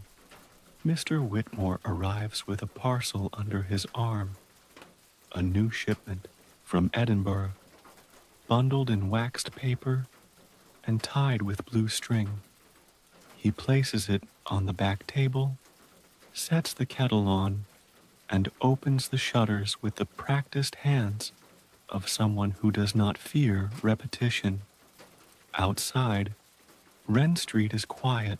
A milk cart passes. A chimney sweep calls up to a window. The sky is a soft, pewter gray, heavy but not unfriendly. Inside, the lamps glow golden. Samuel arrives soon after, cheeks red from the cold, hair a bit damp with melting snow. I think I saw a crocus on Baker Street, he says, removing his scarf. A liar's flower, Whitmore replies, with a smile. It tells you the season's changing when it isn't. Samuel laughs and starts unpacking the counter display. They begin the day with a simple blend: black tea, cocoa nibs, and a trace of rosemary. It's a winter comfort, rich, grounding. They sip it slowly near the front window, saying little, letting the heat move from their palms to their shoulders. By 9, the first customer arrives, a postman on his usual route, who now regularly stops in not just for a refill of evening path, but for the small exchange of ritual, a quick hello, a moment by the fire, and a sip of whatever is brewing. Your place is warmer than the church, he says today, and quieter. Mr. Whitmore pours him a small cup. Our sermons are shorter. Next comes a woman carrying a child, no more than 3 years old, wrapped in a blanket. She buys chamomile and mint, and stays long enough to change the child's gloves, accepting a seat near the back. Samuel brings her a slice of honey oat bread he made the night before. She thanks him with a nod and tears up quietly. No one asks why. The tea shop asks very little of people. It only invites. As the hours drift on, more familiar faces emerge. Mr. Hartley, the tailor, picks up his usual lap song, then lingers to ask if they have anything with cinnamon and cardamom, but not in a holiday way, more in a steady, middle-of-the-week way. Samuel disappears into the back and returns with a tin marked only with a question mark. Hartley sniffs it and says, "That's the one," as though it had been waiting for him all along. At noon, a young girl stops by with her governess. She's been saving coins in a pouch for weeks and now wants a tea for growing up. Mr. Whitmore doesn't hesitate. He opens a wooden drawer and pulls out a pouch of something soft and complex: white tea, dried pear, and lavender. He doesn't charge her. She leaves, holding the pouch like a letter she's not ready to open. In the afternoon, the fog creeps back, and it hugs the windows and softens the light inside the shop.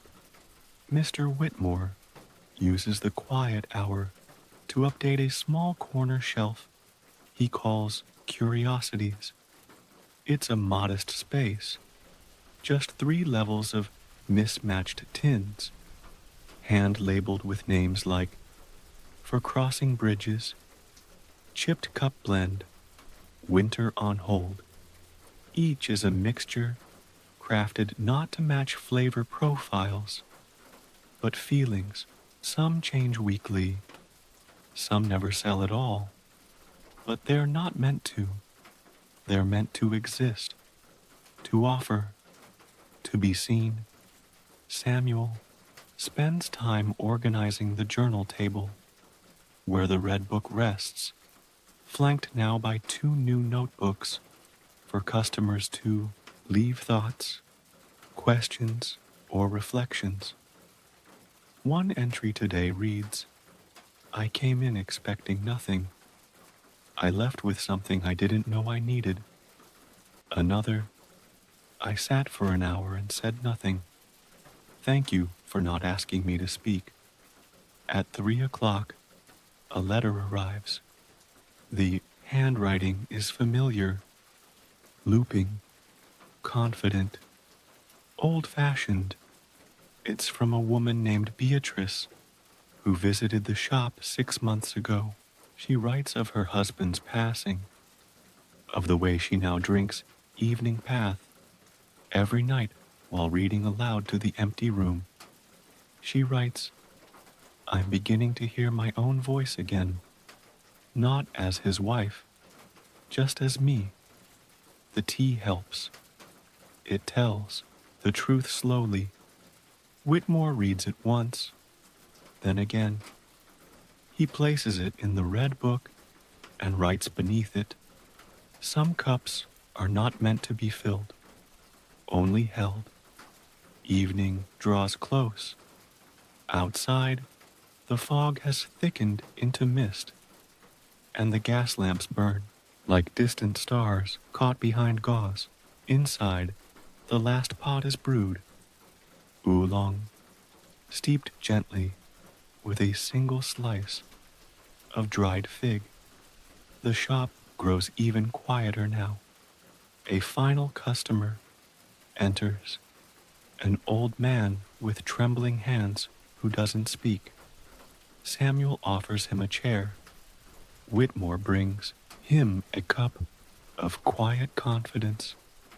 The man sips, closes his eyes, and stays for nearly 20 minutes without moving. Then he stands, places a coin on the counter, and bows slightly before leaving. They don't ask his name. When the bell stops ringing behind him, the shop feels full. Not busy, not loud, but full. Mr. Whitmore walks once more through the space, adjusts a label, closes the tin of Earl Grey, feeds Ash, who now sleeps with his chin on a folded tea towel. Samuel prepares to leave. At the door, he pauses. Do you think this place would be the same if it had opened now instead of years ago? Whitmore considers. No, but it would still be what it is. And what's that? A space between. Samuel nods. I think we're needed more than ever. Whitmore smiles. Then we'll stay. The final candle is extinguished, the kettle emptied, the shutters drawn, and outside, the city breathes softly under a blanket of mist. You too may exhale now. Let the warmth of the shop linger around you, like a shawl drawn close across your shoulders. Let the scent of tea, paper, and firewood settle deep into your thoughts. Let the voices of strangers who didn't need to speak guide you into sleep. There is nothing more to do. The blends are steeped. The tins are closed. The lights have dimmed. You are safe here, in this space between. Sleep, now, like a story that ends in a whisper. The last frost of February clings to the city like an old memory. London wakes slowly, the rooftops slick with dew, the streets still wearing a faint dusting of yesterday's snow. But the morning light feels different now. It lingers just a little longer.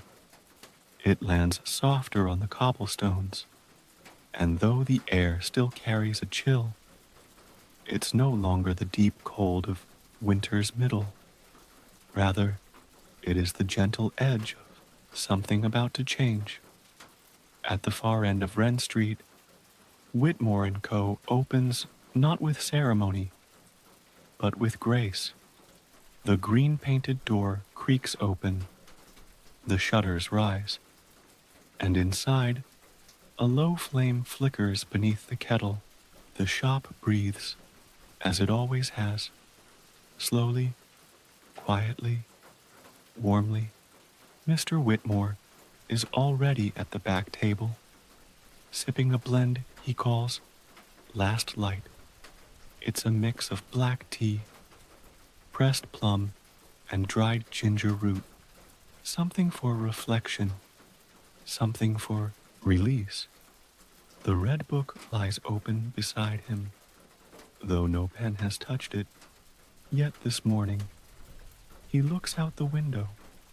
There's a girl in a wool coat walking past with a basket of wrapped parcels. A couple reading a letter together on the steps of the stationer's. A child spinning in the snowmelt with his mittens off. The world is moving, and so is he. By mid-morning, the shop is quietly alive.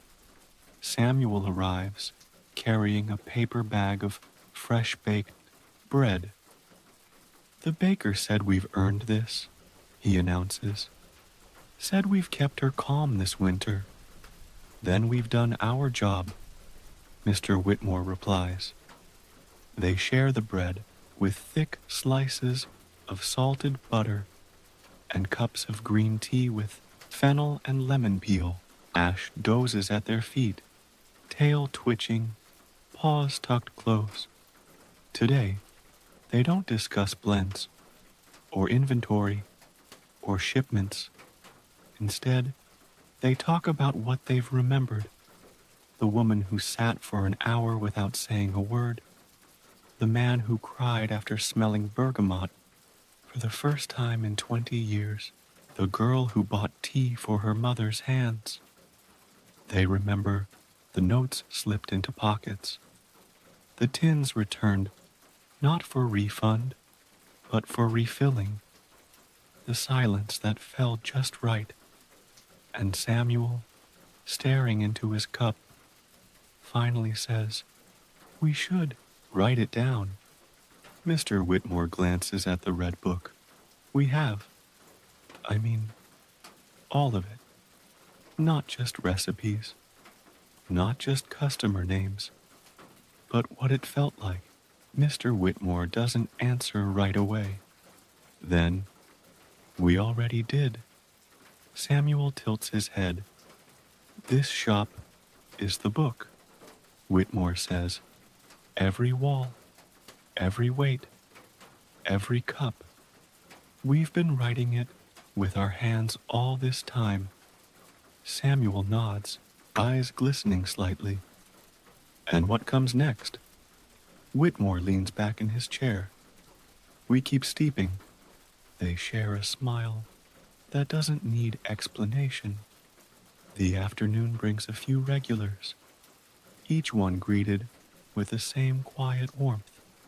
Mrs. Pembroke arrives, cheeks flushed from wind, and immediately walks to the back room without waiting for invitation. I dreamed I was drinking tea at the bottom of the sea, she announces, and it was still too hot. Whitmore hands her a cup of midwinter bloom. Try this, he says. It's slightly less briny. A young boy brings his grandfather, who insists he doesn't drink tea, then stays for 3 cups and buys a tin marked steady hands. A woman with red gloves asks for something that forgives. Samuel gives her first rain, wrapped gently with a twine, and throughout the day, more people pause at the window, step through the door, sit for a moment longer than necessary. The kettle is never empty.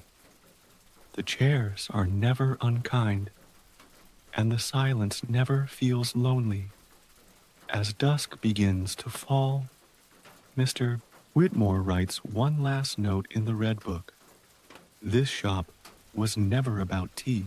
It was about time, about the way it bends in steam, about how it folds inside a cup, about how, sometimes, it pauses long enough for someone to feel seen. He closes the book softly. Samuel begins to blow out the lanterns. One by one, ash stretches and curls into the last patch of warm light. They don't rush. There is no closing today, only settling, only stillness, only the quiet breath that comes at the end of something that mattered. As the final light fades, Mr. Whitmore places a single card in the front window. It says nothing. It is simply blank, handmade paper, torn edges resting against the glass. But in its quiet, it says everything. And now, you too may rest. You've walked each creaking floorboard. You've held each cup with care. You've listened to stories told between sips and truths too soft for words. You've stood in the warmth of a world that does not hurry, a world that waits and welcomes and remembers. Let your breath slow, like the final steep of a well-loved blend. Let your thoughts drift, like lantern smoke, into dusk. Let sleep come, not quickly, but kindly, as it does here. Always, good night,